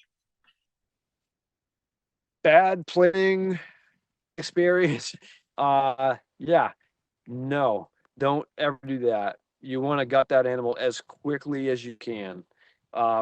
You could potentially lose the meat, and there's what we call wanton waste. So if I didn't plan, didn't prepare, and brought a moose in completely intact, and it's 80 degrees in September, and they hang it up, and then all of a sudden realize that the meat's spoiled or it's paunch hit and it just got rancid. It's actually a chart. It's not good at all. So the very first thing you want to do is open that animal up and remove all the entrails, right? Get through the diaphragm, heart, lungs, liver, kidneys, stomach, and intestines, all the way through, include the vent. You want to go around the back of the animal, cut all the way around the anus, remove all that, and prop that cavity open and get the cooling process started pretty quickly. They're a hot running animal, so if you just leave it on the ground, it's cooking. It's just it's gonna spoil on you. So yeah, I'm not sure why they were doing that, unless it was something like an animal that was had an issue like diseased or something like that, where they wanted to keep it intact to do like a necropsy or something. But I can't imagine why they would do that. Yeah, What ambient temperature will the meat be preserved? 37 degrees or lower. And so, all right, so 37 degrees and lower is what a moose needs to be stored at. I'll play a couple scenarios. So you've got a moose at last light on Wednesday evening. You're up in zone 1 in the middle of nowhere. You get the moose field dressed, prop that cavity open. It's cooling, slowly cooling down. You throw it in the trailer. You get it back to camp. Just the process of pushing some air over it. It's going to help it cool down. You get back to camp and you look at the thermometer outside, and it's 45 degrees and still cooling. You're going to be fine. You're going to be fine. Keep that cavity open. Maybe get some ice blocks, around between the legs and the shoulders and things like that. You're not going to radiate cold into the animal on top of the hair and what little fat they have. The hide's just too thick. So, you can skin the animal, but at 45 degrees, you're going to be fine because it's still cooling down. It's still dropping. But your plan needs to be that at first light, you're up and rolling to the tackle station and then to the butcher, and you'll be fine. In the October season, that scenario plays out a lot better. But it's not like deer season. You're not going to hang them in a tree for a couple of days, let them age, and then bring them in. You're not going to have those kind of temperatures. You're just not. Your butchers should be prepared to take stuff in. A lot of times they'll take it, they'll skin it right there, cut it in half, or take the quarter and hang them, and then get them right into a walk-in. But 37 degrees is the sweet spot or lower. I've seen a lot of different ways of doing this. I've got a trailer. I went on Marketplace and I bought a small chest freezer for $100, and I've got a little Honda inverter. So the inverter is in the back of my pickup truck. I fire that thing up and I run an extension cord, wire that right through the freezer, all the way up to zone 1. I've got my little freezer making ice and freezing, keeping all my milk jugs frozen. And then when I go ahead and cook a moose, all the ice and everything comes out of the freezer. I start putting meat back in there, tucking in frozen water jugs and layering that all together. And then I put a blanket over the top of it, close that freezer right up, and keep it plugged in. And I don't have any issues at all. If anything, I have to make sure the meat doesn't freeze before I get to the freezer, to the butcher. And then back at camp, I can fire up that generator and I can be making ice and maintaining ice throughout the week. If you don't have the ability to do something like that, a couple of good quality coolers that are just full of ice, frozen milk jugs, they go a lot, further than cubed ice. And I won't even open those coolers the entire time until we need to. So don't be, opening them and closing them. You'll lose ice. Let's see. What else we got for questions? Could you talk a little bit about shooting from the vehicle, and if a person had broken vertebrates and finds walking difficult but still wants to go for the hunt this year, do you have any advice for that? Yeah, absolutely. And like I said earlier, everybody has different abilities. And I know I guided a gentleman who was in a really bad car accident, was just recovering from hip surgery. And we knew our limitations were going to be roadside, and we set up in spots. So yeah, there's no There's no issues of yourself in a good spot there. There's also accommodations if folks have a disability that they can apply for a permit through the commissioner. So hunting from a vehicle. So we can't have a loaded firearm in a vehicle. So meaning a rifle or a shotgun. If you carry a handgun, that has to be on your person. But so no loaded firearms in a vehicle, and guns should be cased and unloaded and safety on and all that. Just the common sense stuff. But let's say you are driving down the dirt road, and all of a sudden the moose of your dreams comes out and steps off the road, and you got a shot. The law has changed because years ago you couldn't even touch the vehicle. You couldn't be touching the vehicle whatsoever. But you could shoot off the hood of your car. You could shoot off the rails of your tail, off the bed of your truck. You could open your driver's side door with your window down, and you could rest your gun right there and make a shot. There's a lot going on. Does it have to happen? Vehicle has to be off. Take the keys out of ignition, boots on the ground. Okay, so slow your roll. Stop your vehicle. Pull the keys out. Open the door. Load your firearm outside the vehicle. Once your feet are on the ground, you can rest that gun on the hood of your truck, the tailgate, or whatnot. You can't stand in the bed of a vehicle because that would be considered being in a vehicle. So I couldn't stand in the bed and use the cab as a vantage point.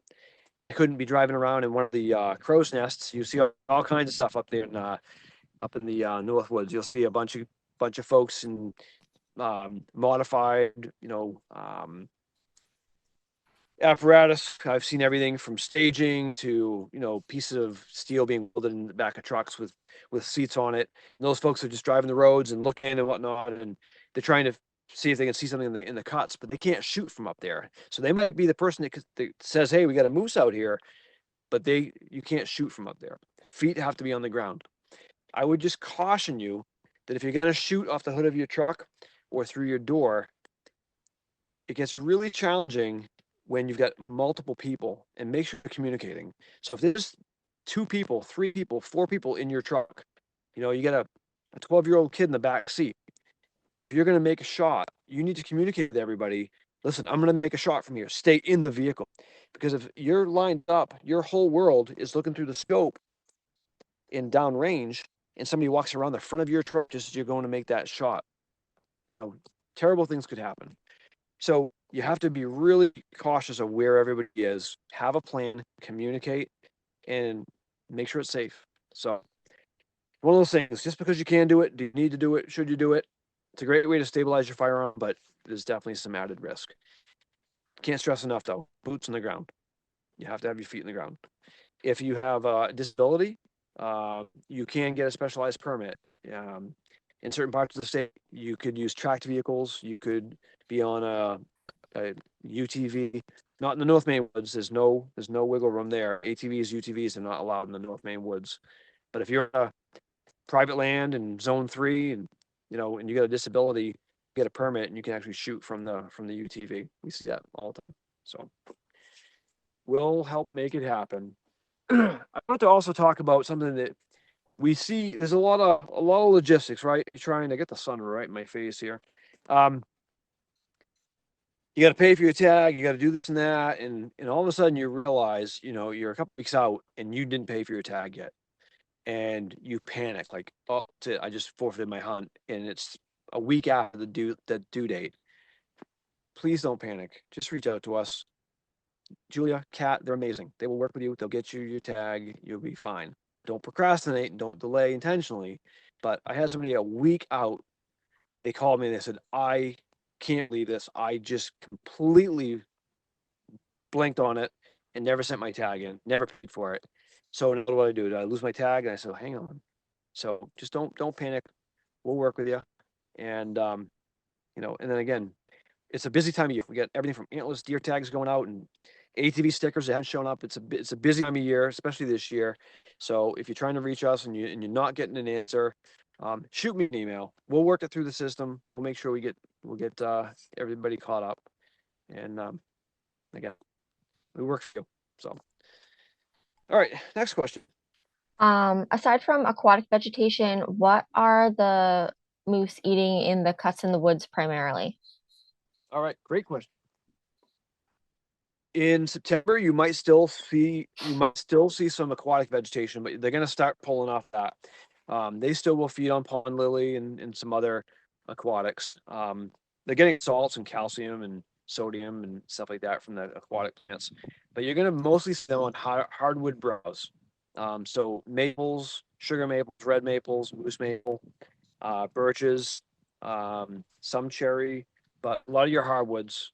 They'll be munching on the leaves and tripping leaves, as well as the tips. You can tell because if you look around behind me, I can look at some of these hardwood trees. This one right behind me, which you probably can't see, but right here is the tops of that are all munched right down right behind the antler there. The tops are like I'll literally point to it.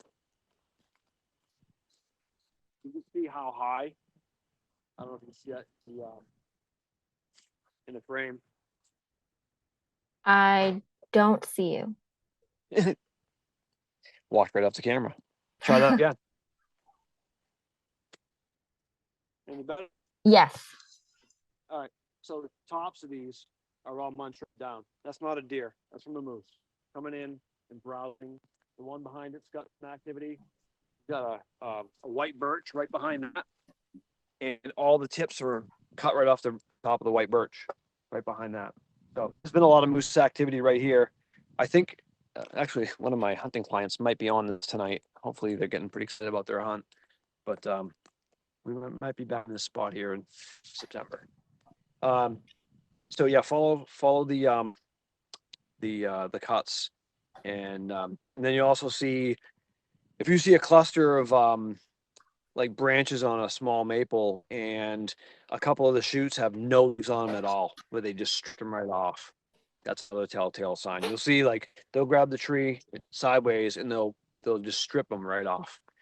Also looking for broken branches in the mornings. When you're looking for a fresh sign, what I'm looking for is, especially on dirt roads, is look for the telltale sign of that spade-footed hoof in the dirt where cars haven't driven over it yet, because who knows, maybe that moose was there 30 minutes before, it was there midnight, but that's still a fresh sign.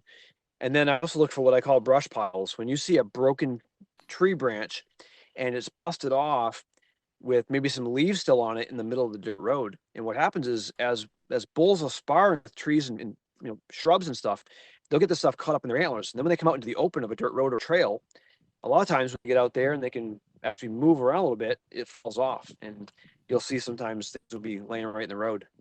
Other tips and tricks: if you see some culverts or little pockets of water on the sides of the road, and you're looking and they're predominantly clear. All right, it's clear, and then you go and you see another one, it's all muddy, it's all turned up. Something actually went through, and moose, they need a lot more water than you think.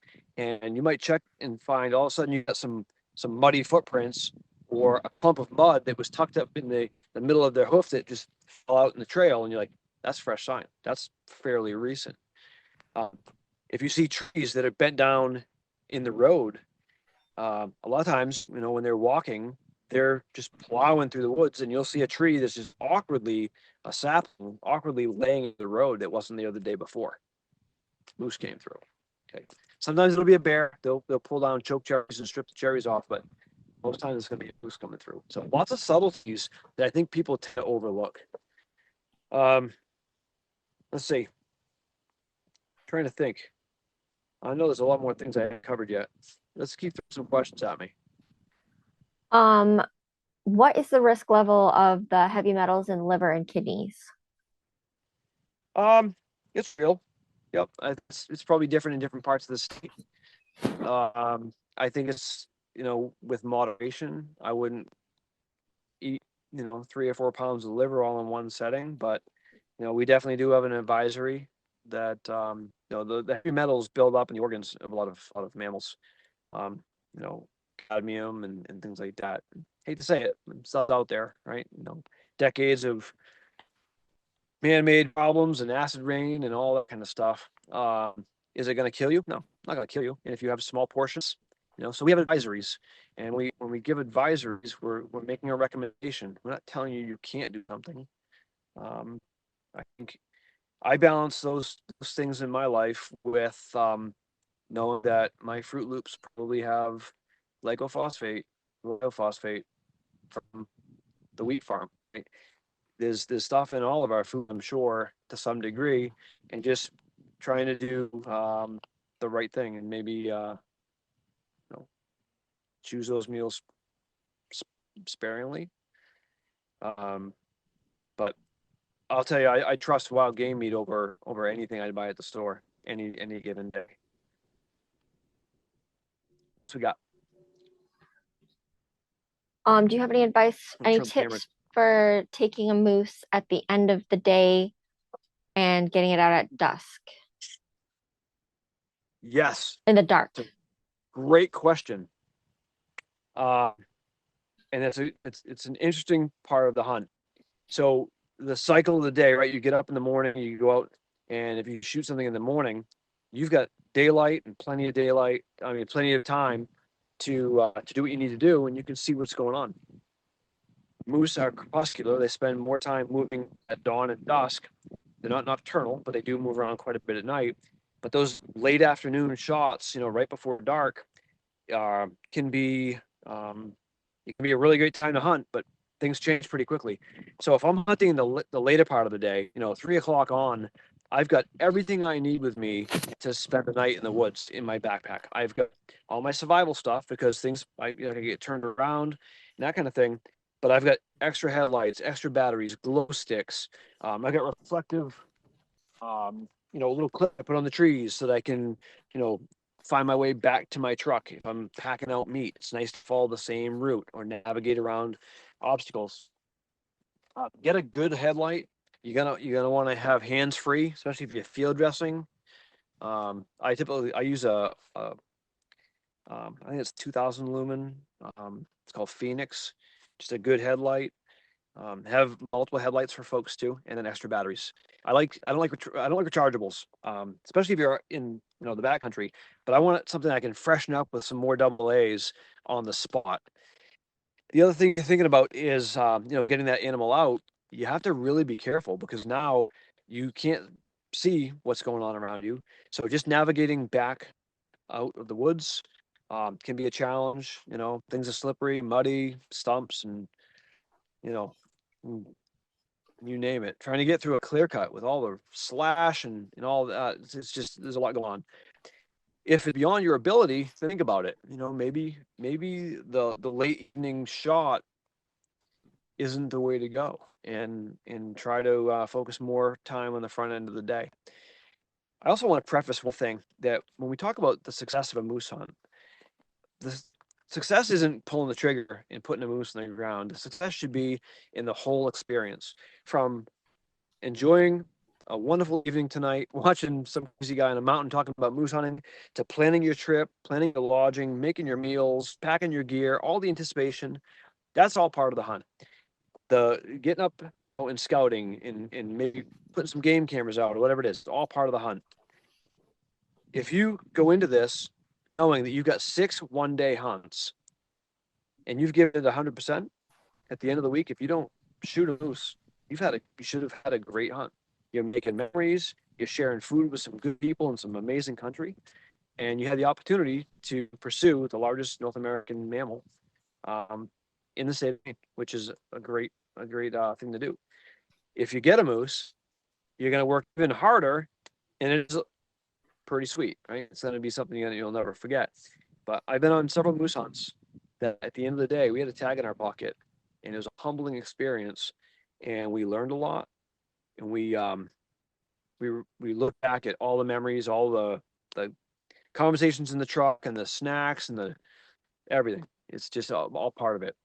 So, into your hunt the first day with optimism, plan A, plan B, plan C, and work right through the day. On Tuesday, wake up with the same enthusiasm you did on Monday. Wednesday, it's the same thing. Think about what happened Monday. Think about what you're seeing. Where's the freshest sign? What's going on? What's not working? Is it the weather? You know, you're going to see a weather shift. There's going to be a change in the rut cycle or wherever they're at. When you get up on Saturday morning, you need to get up with the same enthusiasm and positive attitude that you woke up on Monday morning. Because if you fall into the trap of, I didn't get one, everybody else on Facebook got one and I haven't, it's not true. You're already going to be in a deficit. Hunt to the last minute of Saturday and leave it all on the table, and you'll have a great hunt. And it's been so many times that I had that conversation with people. And last year, I wasn't able to guide last year, and I was working with a gentleman from Nebraska, and he was up in zone one, and I was giving him some guidance and showing him, you know, some place to go and this and that. And he'd go back to self-service, drive literally halfway back to Fort Kent to call me to say, hey, this is how Monday and Tuesday went. You know, what should we do and this and that. I just kept him in the game. And Saturday night, I think it was actually raining. 10 minutes before the last light, him and his daughter both shot a really nice bull and had this moment. And he called me the next morning and was just over the moon. And he's like, I never gave up. I kept going into it. And he said, 15 minutes before the last day, he said, we were still in the game. We were still optimistic. He said, and moose popped up out of nowhere and it happened. Now, maybe it doesn't happen, but so I can't stress enough. You get 6 one-day hunts and enjoy every bit of it. What else we got? Before we get too far to 7 o'clock, did you want to talk more about your packing list? I feel like you started talking about gear in the beginning, Yeah. but I don't know if you got into detail, and I did just drop that link in the chat. Yeah, we'll put the link in the chat. I know my battery just flashed. I'm sorry, my phone just flashed a little red symbol saying I'm at 20%. So if I just disappear, I do have another phone behind me that's going. I want to make sure it's still.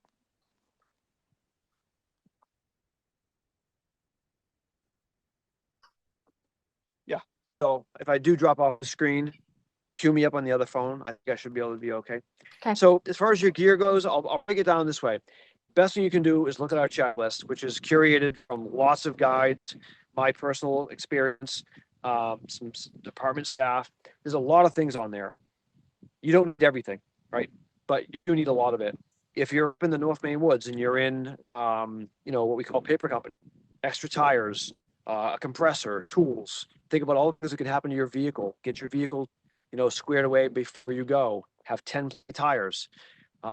Go to a junkyard, find some 10-ply tires with a little bit of tread on them, and put on some old rims because you're gonna blow tires.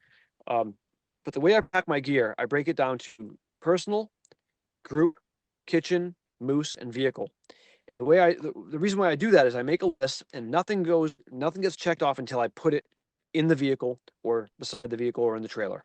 So personal, cell phone, contact lenses, medications, all that stuff. Clean underwear, right? That's your personal stuff. Your hunting gear, your gun, your ammo. Actually, there was a subset which is my hunting gear, so it's all of that stuff. My group gear is going to be, you know, coolers and food and coolers and tents and things that are for the entire group that we're going to be with. My kitchen gear, are we camping or are we in a cabin? If we're camping, I need frying pans and a can opener and things like that. You know, knives and cutlery and then my kitchen is going to be basically everything I need to make meals, clean up after meals, and then my food. So I'll make all my menus. I try to make menus that are fairly easy to get me out the door in the morning, and then maybe a little bit more elaborate for evenings. But I also don't want to get out of the woods, drive all the way back to camp at 9 o'clock at night, and then have to go ahead and make a 3-course meal. So try to keep it simple. Truck snacks, invest in the truck snacks. You want to have good truck snacks. It's gonna increase morale. And so make sure you get good truck snacks, plenty of water, bring potable water, because there's not a lot of drinking water up there. You have limited resources in the northern part of the state. But if you break things down to those groups, then you can go through and start packing and checking those things off your list. Going with a bunch of people, delegate. Who's bringing the paper goods? Who's bringing this? Who's bringing that? You know, borrow every cooler it's in your friend group, and make sure you have plenty of coolers. And then plastic totes with lids that are waterproof and dustproof. The big thing up in the northern part of the state is those roads are made out of clay and shale. The shale will cut your tires and slice them down and pretty easily, especially when they regrade the roads, which they do frequently. And the clay, when it's dry, it just turns into dust. So you could be driving down the road, and if you've ever been on the Golden Road after a good dry stretch, you can't see anything. It's just dust. It gets into every orifice, everything. It'll get into your cell phone case. It'll get into the speakers in your car. So I want to make sure that things are sealed to keep the dust out, and it's going to be hard to prevent. If you're pulling a moose out intact or even quartered, you want to make sure you're protecting it from the road dirt. And I've seen moose getting pulled out intact, and the truck is just kicking big rooster tail full of dirt and clay. And by the time they pulled into the butcher, it looked like they had breaded this thing in dirt and gravel. And I mean, that's going to be in the cavity. Your butcher's not going to be very happy, especially if it's been skinned out already. So a couple of tarps, but think about ways to protect that from the road. And yeah, we'll just drop that link in here, but we'll also send everybody an email to print that off if you'd like. But a lot on there. What else we got? Could you discuss shot placement? Yep. So shot placement is going to be very similar to a deer. So vitals, heart and lungs. The heart and lungs much bigger on a moose.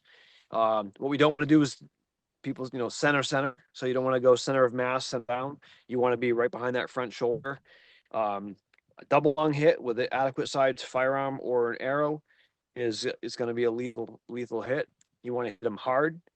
And I would say if I'm looking and I can see one moose and I know unequivocally there's one moose and I make a shot, that moose is still standing, I'm going to shoot it again. I'm not going to miss the opportunity to shoot it again and try to drop it where it's standing. Many times, if you don't, you may regret it because next thing you know, that turns and it runs downhill into a bog somewhere. So if you can get that second shot, but I can't caution you enough, you have to make sure you're looking at that one moose. I don't like headshots. There's too much going on. I don't like headshots. If you have a neck shot, you want to basically look at a moose's anatomy, and a neck shot where you're going to hit the spine and not be low where you're hitting muscle and esophagus and all that. It's pretty much lights out. Other than that, slightly quartering away is fine. Slightly quartering towards you. If you start getting into liver or intestines, it could go south on you. A moose that's hit will almost always run and bed down, and they'll bed down quicker than a deer will. So if you did shoot and it was liver or paunch hit, you want to give it a little bit. Don't rush your shot. And when you do start tracking, you want to be ready to make a shot, and also identify that the one that you may come up on is the one that you had shot. So my advice is be patient. If that moose does not look alarmed or whatnot, be patient, wait for the right shot, and the shot that you're comfortable with, and I don't think you'll have any regrets. I guided a young lady, interesting situation, and we had a moose at 170 yards straight on, and you could see the chest. Okay, moose is looking straight on, and I asked her grandfather, I said, how far has she shot? He goes, oh, that gun's good. That gun's good for it. I said, how far has she ever shot? Well, about 75 to 80 yards is about as far as she's shot, but that gun's good. I said, we're not shooting that bull straight on. You can kill a bull with that straight on shot. I don't like it. And it really needs to be somebody that knows their gun, has an adequate round, and can make a second follow-up shot really quickly. But the chest, the hide is so thick right there. When you actually see a moose's hide right there, it's like almost a half an inch thick. It really does a number on a bullet. And it may hit a shoulder blade and never even hit vitals. So I don't like the straight on shots or head shots. Like I said, we've killed plenty of moose. Broadside, quartering to, slightly quartering away, neck shot would be my advice. We do have a diagram in the moose guide, and it shows you all the different angles. If you look at it from a 360 degree, vantage point. So just be patient. Next question. Can women successfully call in moose where our voices are higher? Yes, 100%. Yep, I've heard all kinds of moose calls out there, and yep, you might find that you actually have a unique tone that really engages them. So, watch some YouTube videos, listen to what moose is sounding like, not other moose callers. Listen to what moose is sounding like, and then mimic that and practice. And I think you'll get pretty confident. Again, as far as like throwing your voice, you can do it just with your hands too. You don't need a funnel. It definitely helps. There's other moose calls out there too. There's a couple of different versions. We take two Folgers cans, you cut the top and bottom off of one, and then just the top off of the other. Duct tape together and put a piece of cordage, like parachute cord or boot leather lace. Tie a knot on one end, and you thread it through, and you basically wet that string or that leather, and you hold it in one hand and you pull it, and it makes a. And you think about it when you listen to it, you go, doesn't really sound like a moose. And then I started my career. We killed more moose off the Folgers can call. It was a great call. So I'm sure there's some videos, or I'll even give me a shout. I'll tell you how to make one. And that's the other thing. We want to be a resource too. So yeah, drop my email in there, Tanya. So I have no problem calling, talking, texting, emailing. If you can get me talking about moose, make a cup of coffee, get comfortable. Well, that's fun. What else we got? Someone read somewhere that bulls won't be using water sources as much in September week because they'll be getting their water from their food. Is this true? And should you not focus on swamp ponds during that week? 100% true. Yep, it's called preformed water, which is bears are the same way. Bears get a lot of fluids from berries and leaves and grass, and moose do the same thing. They extract moisture from that stuff. They still need to drink, but you're not gonna see the same activity that you would from July and August when a big bull goes in and they sit there and roll around in the lily pads and eat aquatic vegetation. They still will do that to some degree, but not nearly as much. I do like hunting ponds. If you can get into a spot where there's a small pond, I've seen ponds that it's only 100 yards wide, or a really a boggy area. Those are still great places, especially first light and last light. Um, there's plenty of people that go out in a canoe and they'll paddle rivers. They'll go out in the waterways for flight, last light in a couple of hours and call and maybe draw something down the edges of the water. I want to talk about laws and regs. So you have to, if you're with a sub-permitted, you have to be with your hunter. It means shoulder to shoulder. So that doesn't mean 100 yards down the trail. Hey, you go this way, I'll go that way. You have to be with your hunter. This is one of the bigger things we see people getting charged with. You can't be sitting in two different vantage points. You have to be together, and you have to be able to communicate, not with cell phones, texting, radios or anything like that. You got to be able to be talking and communicating. Now, you could be 20 feet apart. That's not the end of the world, but you can't be these big distances apart. Okay. If you're in two different vehicles, you can be driving two different vehicles, but when you stop, you can't have the hunter over here and then the sub-permittee over here and both boots to the ground. You can't do that. Okay. You also need to have hunter orange, and for moose season, we require one article of orange for moose season, and then in the late November season, when we share that with deer season, it's 2 articles. But moose colorblind. Okay. A solid color hat, mandatory. Now, an emblem logo on the front is totally fine, but not 50/50 camo or any of that. Okay. So your solid colored hat, and then solid orange is going to be fine. Moosey movement, not color. Breakup pattern. This is just as effective as walking around in camo. Moose not going to see this. Other hunters will. And we haven't had an issue with during moose season. And I'd like to knock on wood on that we keep it that way. There's no reason why you can't wear more orange and just make it more visible. There are other people out there. There's bird hunters, but make sure you get at least a hat on. Another thing that we see for fractions is if someone's driving down the road and a moose appears somewhere, they jump out of the vehicle and they don't think about, hey, I don't have an orange hat on.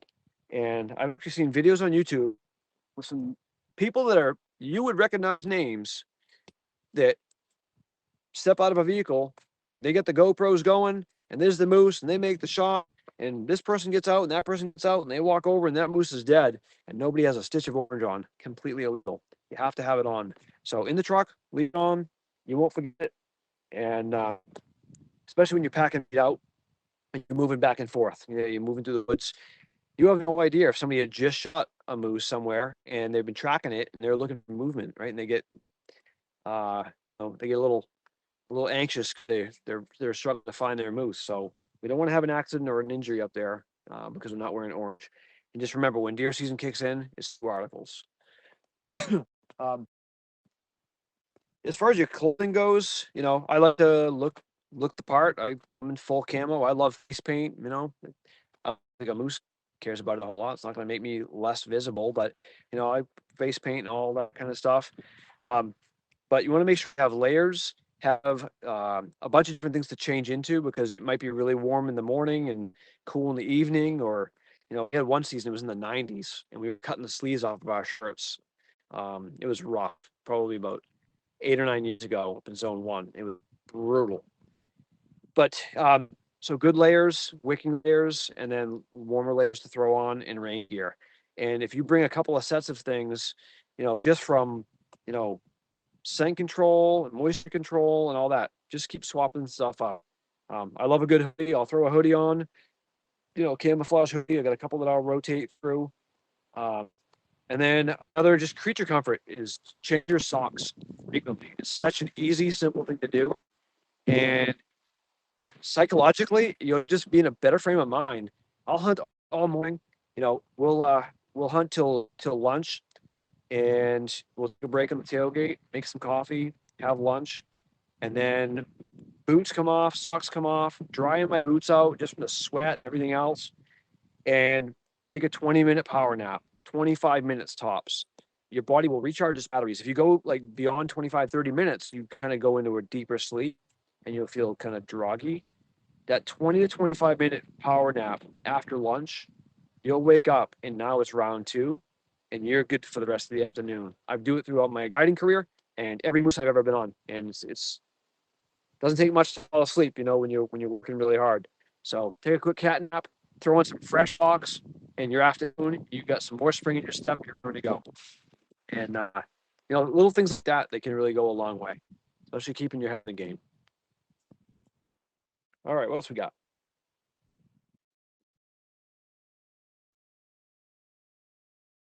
I'll throw one out there. What do you do if you make the shot? You feel pretty good about it. You think you might have shot a little bit further than you wanted, and you get over there and you start finding tracks, and then you find blood, and you keep looking and you don't find your moose. How do you handle that? How long do you look? It's a tough one. Hard tech to get. And I would say you're going to look until you can't look anymore. You're going to put every ounce of energy into that hunt. You're going to continue to look for sign. You're going to, for broken branches, scuff marks in the ground. Did you walk right by that moose piled up in the thick spruce and didn't see it? Or is it still on its feet? Is it still moving? Is it still bleeding? There's blood tracking dogs, and some of them, I'll tell you, I give them a ton of credit. Some of those folks will go all the way up north and stage themselves at places just to get the phone call to help you find your moose, but don't rely on them. You may not be able to get a hold of them, and they may not be able to find your moose. But there's no shame in calling them.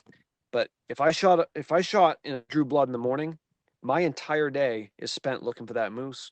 And when I go back at night, I'm going to go back and I'm going to replay that in my head the whole night. It's not going to feel very good. And probably the next morning, I'm going to go right back out and I'm going to keep going. And I'm going to be thinking about, where did I not search? What can I do to try to find that moose? And let's say you go through 3-4 more hours, you can't get a blood dog and you can't find that moose. How do you handle that? You drew blood, you had an opportunity, and you shot a moose.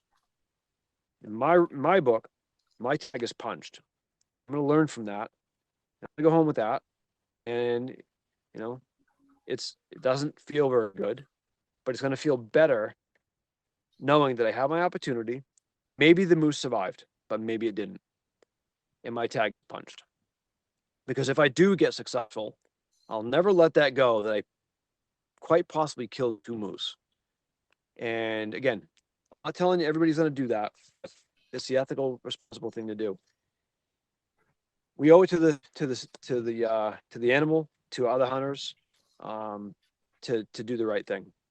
If you're out there and you see something going on, or you hear of illegal activity, or and I've again doing this a long time, I've seen and had to make little reports on things. People blocking roads, can't block roads. People shooting after or before a legal shooting light, can't do it. People shooting a moose and leaving it, or even worse, covering it up and trying to hide their tracks and then going off and continuing to hunt. A hunter and a sub permittee not being together, or a third person on the hunt with a firearm. You know, you don't need to go around feeling like you're a snitch, but if you see something, say something. Operation Game Thief, ironically, has a hat that I had. Operation Game Thief, I think the phone number is in the moose hunting packet. It's a great way to call in some information. There's dispatch numbers in the logbook and on our app. If you're in a situation where something doesn't look right, give us a call. If you find a dead moose on a hunt, give us a call. It might be a very innocent situation where somebody tried to find it. They just could not find their moose. I found one 3 years ago in zone 1. It was shot in the September hunt. They didn't find it. I found it completely devoured from predators and insects. It was pretty gross. We smelled it, but it was shot in September, and we found it in October. And the best we could figure out after the game wardens got back to us was it was probably shot coming over this rise. It was a landing. It was probably shot at landing. It's really heavy spruce. We would have found it if we didn't smell it. So I got people blocking roads on me. You get to your spot, which is your spot, your honey hole for your first hunt, and there's a truck parked right in the middle of the road. Can't block roads. Okay, if they got there before you can move on. But if there's 3 miles of road, they can't block you out of there. And you can have a polite conversation, say, hey, you need to move your vehicle. And I've taken pictures of license plates and had to call it in to say, hey, these guys are blocking the road. It's not getting into a fist fight over, but got to keep people honest. So don't block roads, and also don't tolerate people blocking roads. If you hear shots that are way too early or way too late, make a note where it is on the map. And if you get to the tagging station, there's only so many tags in those zones. So just you're honoring the hunt, you're being the sportsman, and you're raising the bar on everybody. And I hate to think that people would do things intentionally, but we see it, and I'm sure people out there have seen it as well. Sorry, a few things flash across my screen. We got some more questions, Tom? Can you bring your own hunting dog to use as a tracker? It has to be a licensed leashed tracking dog. So if you have a dog, you could get the license. You could apply for it, but you need to do that now. You can't take a dog out to look for blood. It has to be a licensed tracker. It's a good question. I lost my place. There was a question about hunting, archery. Oh no, there are many questions and I've lost this one. I will come back to it when I find it. We are recording this too, so any questions we don't get tonight, we work on getting those out to everybody. One bit about archery is fixed broadhead, 45 pounds or higher. The more energy behind that arrow, the better, with a bow or crossbow. 7/8 diameter blades, and go with a fixed blade. I would not advise mechanicals. Their hair is very, very coarse and their hide is thick. So it's a much thicker hide than people think. And mechanicals, I think you'll see more probability of them failing. So a fixed blade would be a preference, or my suggestion, I guess. You talk about how many coolers and what sizes are needed for an average bull. From the butcher, coming back from the butcher, I've had as many as 6 full-size marine coolers. Coming back, it's that's not like real, or 50-inch long ones. That's a pretty good size cooler. If you're going to be boning meat out, I would say you're going to probably be around 6. And you don't need to go and buy coolers. I guess call in all your favors, figure out who's got coolers, and I've also seen people that have taken totes, those big totes with the lids. You can go to Lowe's or Home Depot. They sell larger and larger versions of those now. And I've seen people take those. They'll take a really large one and they'll put the meat in the inside one and they'll ice around that. So you want to keep the meat dry. You don't want to have it sitting in water, and you don't want to put ice like just against the meat because it will melt and moisture creates bacteria. So you want to keep the meat off of the liquids. This question has come up a couple of times, so I'm just going to say it out loud. For people who may have missed the deadline to pay for your permit online, you can still pay for your permit. You just have to email our Moose team in licensing. I put that in the chat a minute ago, but let me find it again. I'll put it in the bottom of the chat when I find it, but it's ifw.moosepermit@maine.gov. And I'll drop that in there. So you can still pay for it. We just don't have the online portal still open. So no worries there. And anybody else who has any additional questions about their moose permits, you can also reach out to that email address. I'm trying to find my place now. As a subcommittee, can you also, thank you, because I think you dropped this at the bottom because I couldn't find it again. As a subcommittee, can I also archery deer hunt after the moose hunt with the big game license? Buck only in zone 4. Yes. Yep. In fact, we see a lot of people, and general season opens for small game. We see a lot of folks that will partridge hunt. You know, they'll shoot moose early in the week, they'll partridge hunt during the week. I've seen people. It was never my.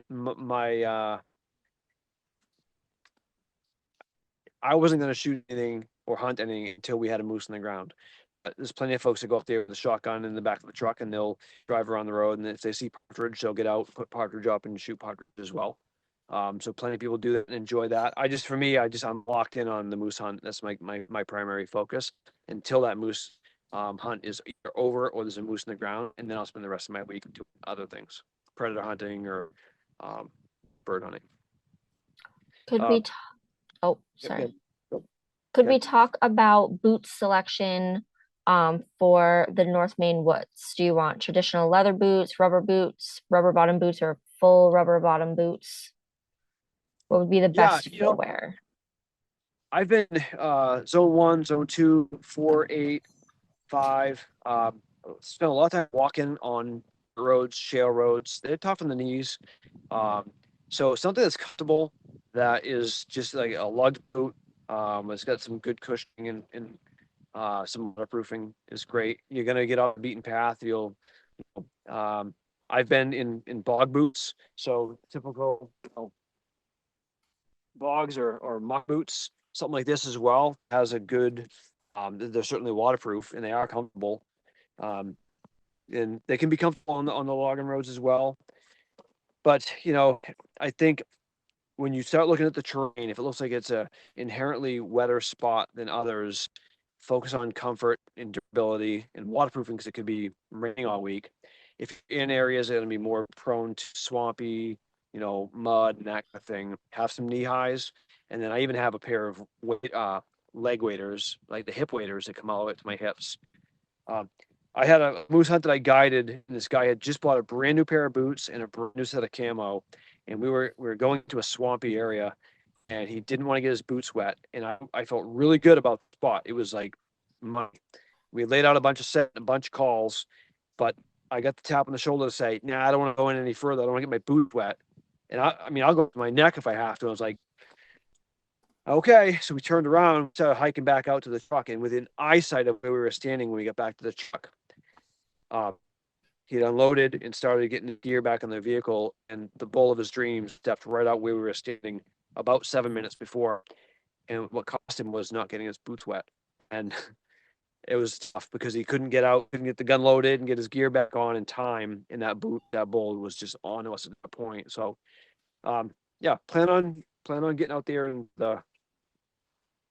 into the willy bags, but something comfortable. You're gonna be putting a lot of miles on, and I know like also with conditioning, if you're walking in those same boots, your calves, your knees, your thighs will feel a little bit better if you've walked some good distance in them, because you'll have some tired legs for sure.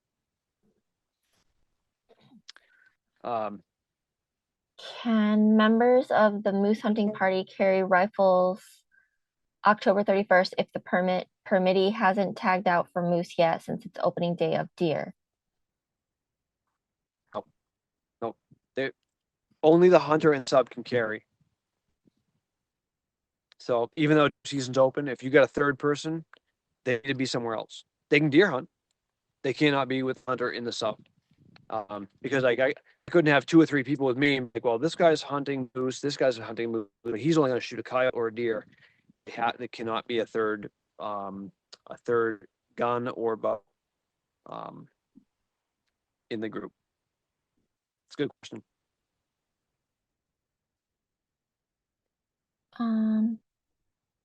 If anybody else is still on and has not had their question asked, I'm scrolling up, but if you want to just throw it in the chat, so I can see it faster if I have not answered you. I have something here. If you carry a spare rifle and keep the bolt out and the magazine empty in a case, is that okay? They have bumped the scope before and need a spare firearm. Oh, it's fine. Yeah, bring a spare gun. That's totally fine. And in Maine, we have very liberal firearms laws here. It's not yeah. So if I would suggest having a backup gun. It's your choice whether you want to have it in your vehicle or not and drag it around all day long. But if you have a second gun at camp, I had a hunter drop a scope and broke the scope, non-functional, and he had a second gun at camp. So that's fine. You don't need to take the bolt out. Just keep it unloaded. Keep the action open. Keep the safety on, preferably in a case. But by law, it doesn't need to be in a case. But it cannot be loaded. And just good practice, right? Keep the safety on, action open, guns unloaded. And for folks who may not be familiar with Maine, so you cannot have a magazine in your gun. So it's considered loaded if there is a clip or magazine in the firearm. So nothing at all in the gun for ammunition. You can keep it right in the front seat with you, keep it in the back seat. It's just keep it safe. If you wound a moose and track it after dark, can you dispatch the moose after hours? Yeah, you can't. Unfortunately, you can't. Yep, a Maine guide has it's not a license, but a Maine guide has the ability to dispatch in a situation like that. It happens a lot in bear season, I guess. But no, it's considered hunting and pursuing after dark. So it is challenging. And in that situation, if you find blood at last light and you haven't found the animal, I would slow it down and back off a bit and give it a little while, give it a couple of hours, because that animal probably will bed down and die. And then when you come up on it, you won't have to make a second shot. If you felt confident about the shot, if you weren't confident, you shot, you hit it, but you don't know where you hit it, then you may have to come back in the morning, and you probably be okay depending on how cool it was that evening, but you're also going to then run the risk of predators. If you have to leave an animal in the woods for any reason, or parts of an animal, you want to take a jacket off, whatever, keep some human scent on it to hopefully keep the predators away from it. The other thing too is the hunter has to be with the animal. This is something that gets a little challenging. So you can't just shoot a moose and put your temporary tag on it and just leave it, right? And then you really have to keep somebody with that moose, the hunt with that moose, to get it out. And I know my routine is, if I'm guiding somebody, and somebody else with us, with a vehicle, we're not dragging a trailer around every day. We're not dragging maybe the winch isn't even the vehicle. So if we have something down on the ground, the hunter stays with that moose, and then myself or somebody else goes back and gets the rigging and the trailer and all that. Now, I might be an hour from camp, and it could be the last few minutes of daylight with rain coming in. So in my truck, and I'm really glad you brought that up because it just kind of stimulated a thought. So in my truck, I've got a kit that has a couple of tarps, those foil blankets. Always bring extra gear for clothes and stuff like that. A couple of snacks, but if you're going to spend some time out there with a moose waiting for them to come back for you, you make sure that they know exactly where you are. So mark that spot, punch it into a GPS, break a glow stick and put it right on the side of the road, whatever it is that you're close to, and then you got to stay warm, right? So after that adrenaline is gone, you're gonna start getting chilly. So make sure you've got clothes on. Keep you warm, keep you dry. I've had to, have clients wait for me to go back and get the truck, and I had to rig up a little tarp shelter for them. And we sat down in the cooler and had a snack and all that. When I came back, they were high and dry, and it took me an hour and a half to get back. So something to think about. It's not like dragging a deer out. There's a lot more involved. Definitely a lot more. What else we got? These are all great questions, by the way. For people who have paid for their permit online, this is a question that has come up, I think, a couple of times. If you paid for your permit online and received a confirmation number, that is not your actual permit. That we will be mailing your permits to you 3 weeks before the hunt, and what you receive in the mail is what you will need to sign and bring with you on your hunt. But those are I'm those. not sure if you can still hear me or not. Yeah, can you hear me, Ron? Am Sorry. I muted? Yep, I can hear you. Okay. You froze for a second. Okay. I was just talking about the permits being mailed 3 weeks before the hunt. So to keep an eye out for those. And as an out-of-state hunter, the skull cannot be transported across state lines due to CWD. Is that correct? Correct. Yep. Well, so you can't bring a cervic carcass into Maine. I don't necessarily know what the laws are for other adjacent states, but it's probably consistent. So if you were going to do taxidermy, you can have it done here in the state of Maine. A lot of times you could bring it to a taxidermist here. If you had a taxidermist in your home state, you could have them take the hide, salt the hide, skin it, salt the hide, and ship that to your taxidermist, and skull cap it. That's another opportunity. But you can't. Most states are now limiting, because what it is, it's prions that are in the brain and the spinal column. Those prions go into the soil and they last for a long, long, long time. So we don't want to be moving them around. So that's another good question. Is it common for bulls to come into calls or respond to calls in the October hunt?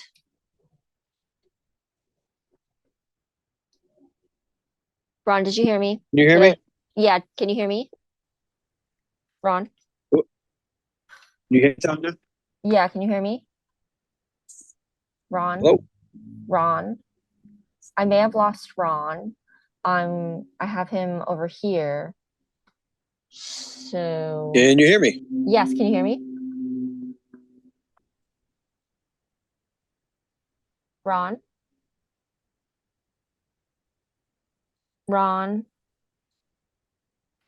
Testing. Not sure you can hear me or not.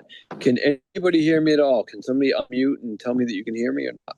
Ron, we can hear you. Can you hear me? Yeah. Perfect. Ron, I got Yes, you. we can hear you. I got you. Yeah, I got Somebody you. give me a thumbs up. All right. Sorry for that. My other phone just died, and this one's on low percentage, so I'm gonna wing it. Appreciate everybody spending a bunch of time with me tonight, and I think I'm gonna do a follow up. There's so much to hunting, and I'm sure you have a lot more questions. If anybody wants to unmute and throw a couple more questions, I'll keep talking until my camera dies. But and actually, now that I have it in my hand, I'm just in a beautiful spot here in Western Maine. So I wish you were all up here with me. It's kind of a nice little spot. No bugs this time. I was up here last year and I was getting annihilated by black flies. So anybody want to unmute? Ron, is it common for bulls And to I just come turn my in to volume back up so I can calls? actually hear you now. Ron? Can you hear me? Is it common for bulls to come into You calls can or unmute yourself and ask a respond? question if you got one. If not, I don't know if you can hear us, guys. Can anybody hear our ticks me? are concerned. I can see the messages there. So on your moose hunt, you definitely want to be looking for ticks, deer ticks, dog ticks. I guess now we're gonna have Lone Star ticks and that kind of stuff. So definitely be doing tick checks for the normal stuff. Moose ticks are very different, and moose ticks, they're not really a risk to humans. They are a risk to moose. Every moose in the state of Maine will likely have moose ticks. A lot of times people say, "Oh, there's no ticks on my moose." There's some. They may not be many, and that's a good thing. But that is our number one issue we're having, is moose ticks as far as our mortality rate. What else we got?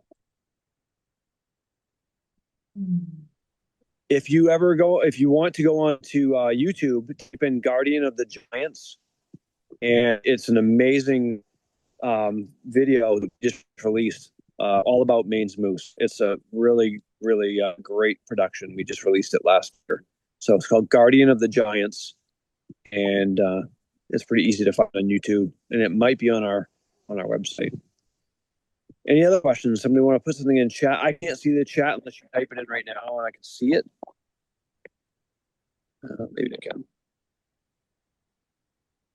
Let's see. Try my screen. Hopefully, it's sideways here. Is it worth trying with a bow over a rifle? Yeah, you can still call, especially in September. You can still call a moose into bow range.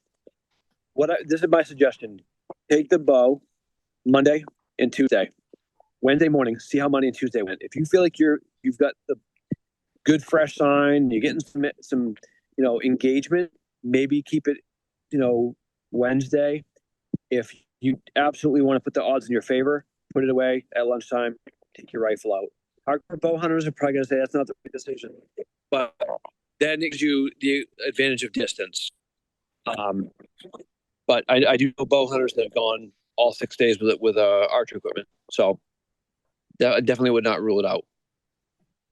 As far as tick spray, I personally don't use anything, but there is permethrin.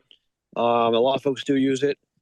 So permethrin, you treat your clothes, and it works for a good long while, even through a couple of washes. Typical range of a bull hunt in October. If they're engaging and they're calling back to you, I would say 50 to 75 yards is not uncommon. If it's something in an open area like a cut, I would say it's going to be probably that 150 to 300 yard range.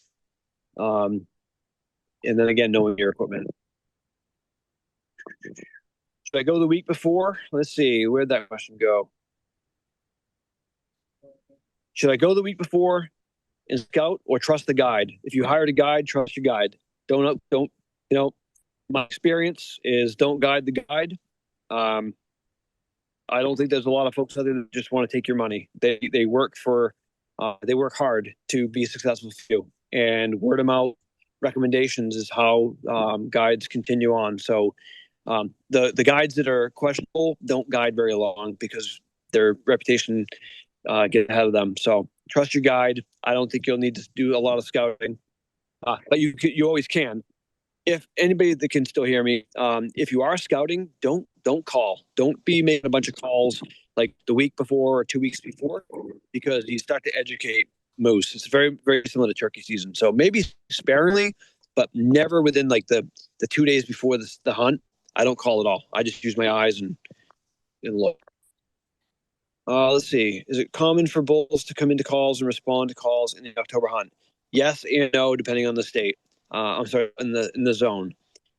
Where I am in zone 12, it's going to be tight-lipped, very quiet. You might hear a little bit of chatter, very quiet. Northern Maine, you might get a little bit, but most times the October hunt, it's you're going to call because it makes us feel like we're doing the right things, but you're not going to get as much vocal calls back. Zone 2, what's the harvest rate? I don't have that in front of me.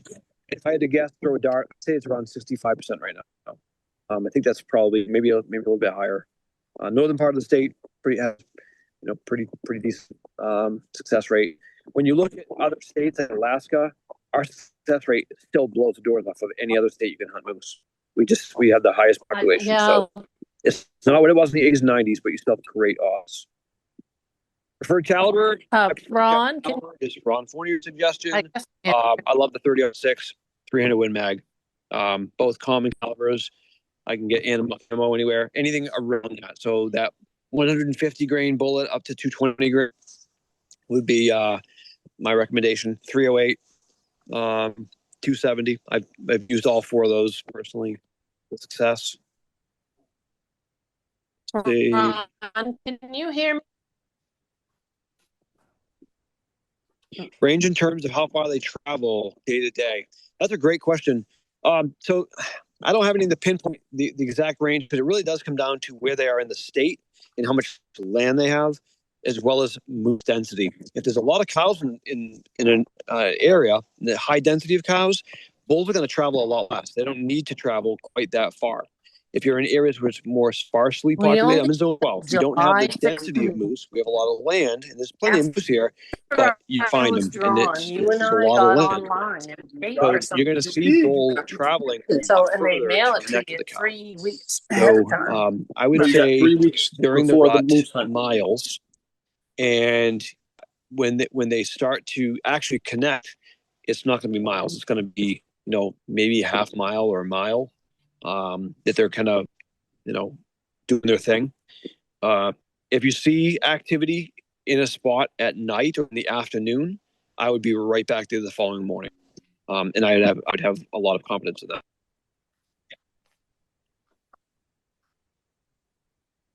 And yeah, I see a note. I can't hear anybody for some reason. I'm trying to hear best I can read. Ron is a goat. Appreciate that. Love what I do. Love to have the opportunity to do this kind of stuff, and I try to help connect people with success here. So we will try to do this again, the follow up. And then I don't think neither Tanya or I talked about this, but we've actually been working for a year and a half on a moose hunting course that will be available to you prior to the hunt. And it's going to be 5 different units, very similar to what I just covered today.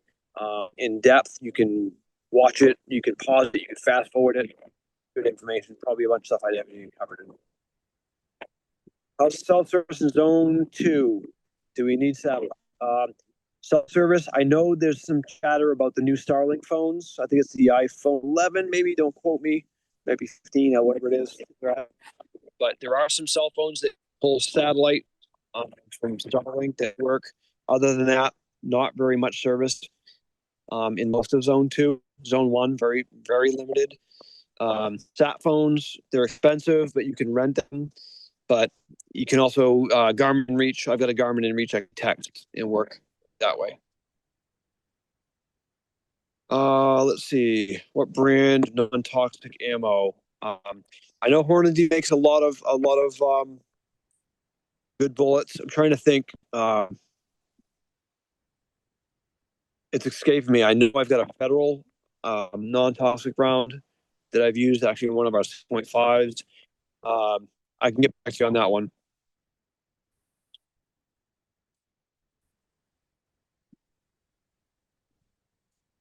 You got one about 2,000 meters here. All right, let's see. 200 meters.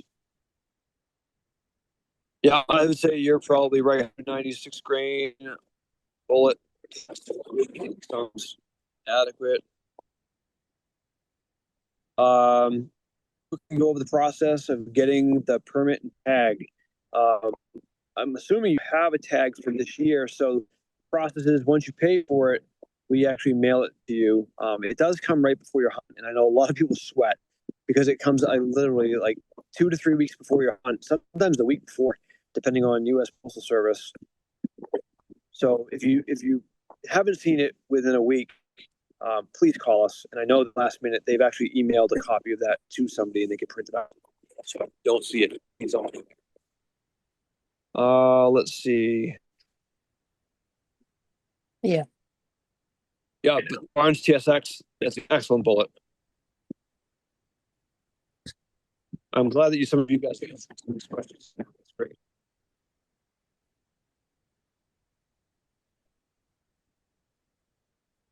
So what exactly did he Operating say? on the taking of calves, is there a reason to do so?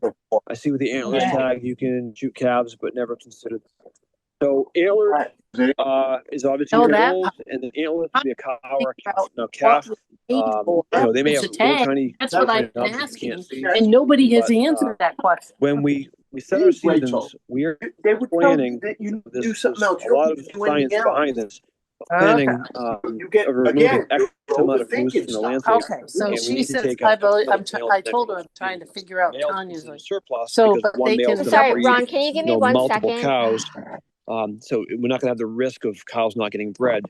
For females, because of the winter tick issue, we've been trying to reduce our moose numbers in certain zones, which will Well, I then tried to find you that. remove the host, Yeah. you then remove the ticks. So I know some people think it's counterintuitive of taking out a breeding female, but biologically, it's the best thing for the species in the long run. And the moose tick is a work in progress, but we have a stable moose population, and I think people always refer to where we were back in the 80s, 90s when they start this decline and they panic. We had an inflated population. So, but you can shoot a calf. People actually will target a younger juvenile animal for meat quality. Okay, Tanya, I can see that you're still on there too. I don't know why I can't hear anybody. It's kind of weird, but it's all right. Worth picking up a bear tag. No, I don't think so. You could. It's not that much money. You can't run a bait at that part of the year. So it would be general season, like if you saw a bear. But they've been hunted over bait plus hounding. I think in all of my years, in 20 years of guiding moose hunts, I've only seen bear maybe twice. We've startled a few. They were on the bait site, but I don't think we've had opportunity to shoot a bear. Might be able to see coyotes and predators, but coyotes are the only species that's in season in the September hunt. Let's see.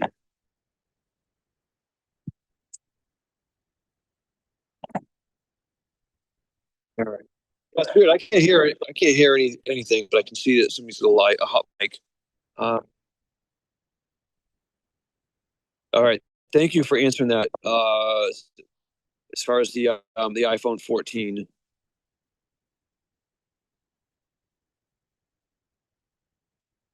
See a comment that says we went online before the 16th and paid for something. Was that the tag? Yes, that was the permit. So you're paying for your moose permit. And then people call it a tag or whatever, but you're paying for your moose permit.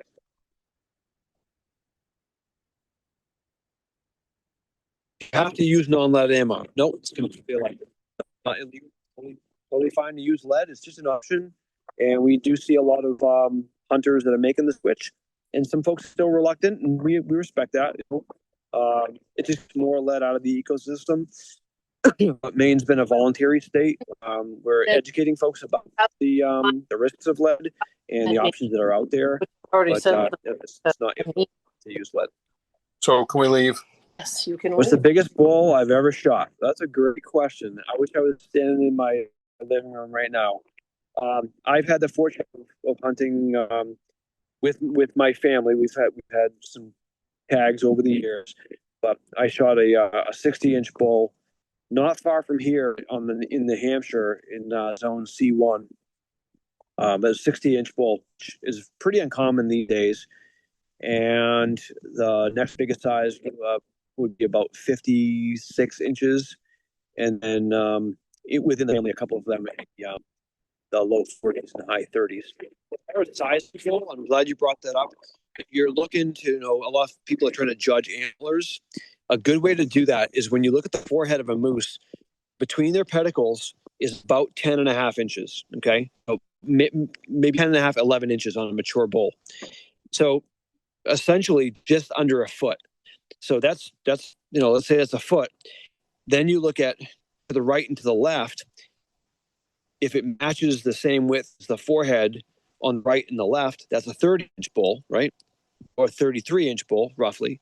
And then if it goes even further than that, now you're getting to 40. So it's a good way to look at a bull with a pair of binoculars and get a fair guesstimate of how wide it is.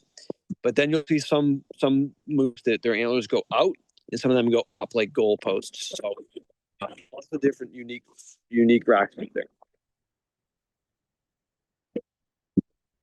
And the body weight on that one was, I think, let's see, the one in New Hampshire actually surprisingly was it was only 750 pounds dressed, but its hide was, you could lift its hide up almost like a Shar-Pei dog. It had burned through so much muscle and fat from rotting. Did not have the body weight. The biggest one we've ever taken was 875 dressed weight, and then I guided a 980, which is a giant we took up in Rangeley. 64-inch and 86 or 88. That's that, Danny. That's impressive. That's a good bull right there. So I would say, the trophy is the hunt, and anything that you can put on the table is that's where it's at right there. But I'm not gonna lie, it's always nice to look up over the fireplace and see that big rack and memorialize that hunt. So. All right, we got any more questions? Otherwise, I'll kind of wrap it up. And appreciate everybody for staying on so long. Tanya did a great job. Don't know why I can't hear any of you, and I'm really glad I brought the second phone because I would have hated to just drop right off there. Please drop my email in here again if you can, Tanya, and communicate. Let me know what your questions are. I have no problem picking up the phone and chatting with you. And like I said, we work for you. We love what we do. So with that, I'm going to sign off. And thanks for staying on as long as you all have.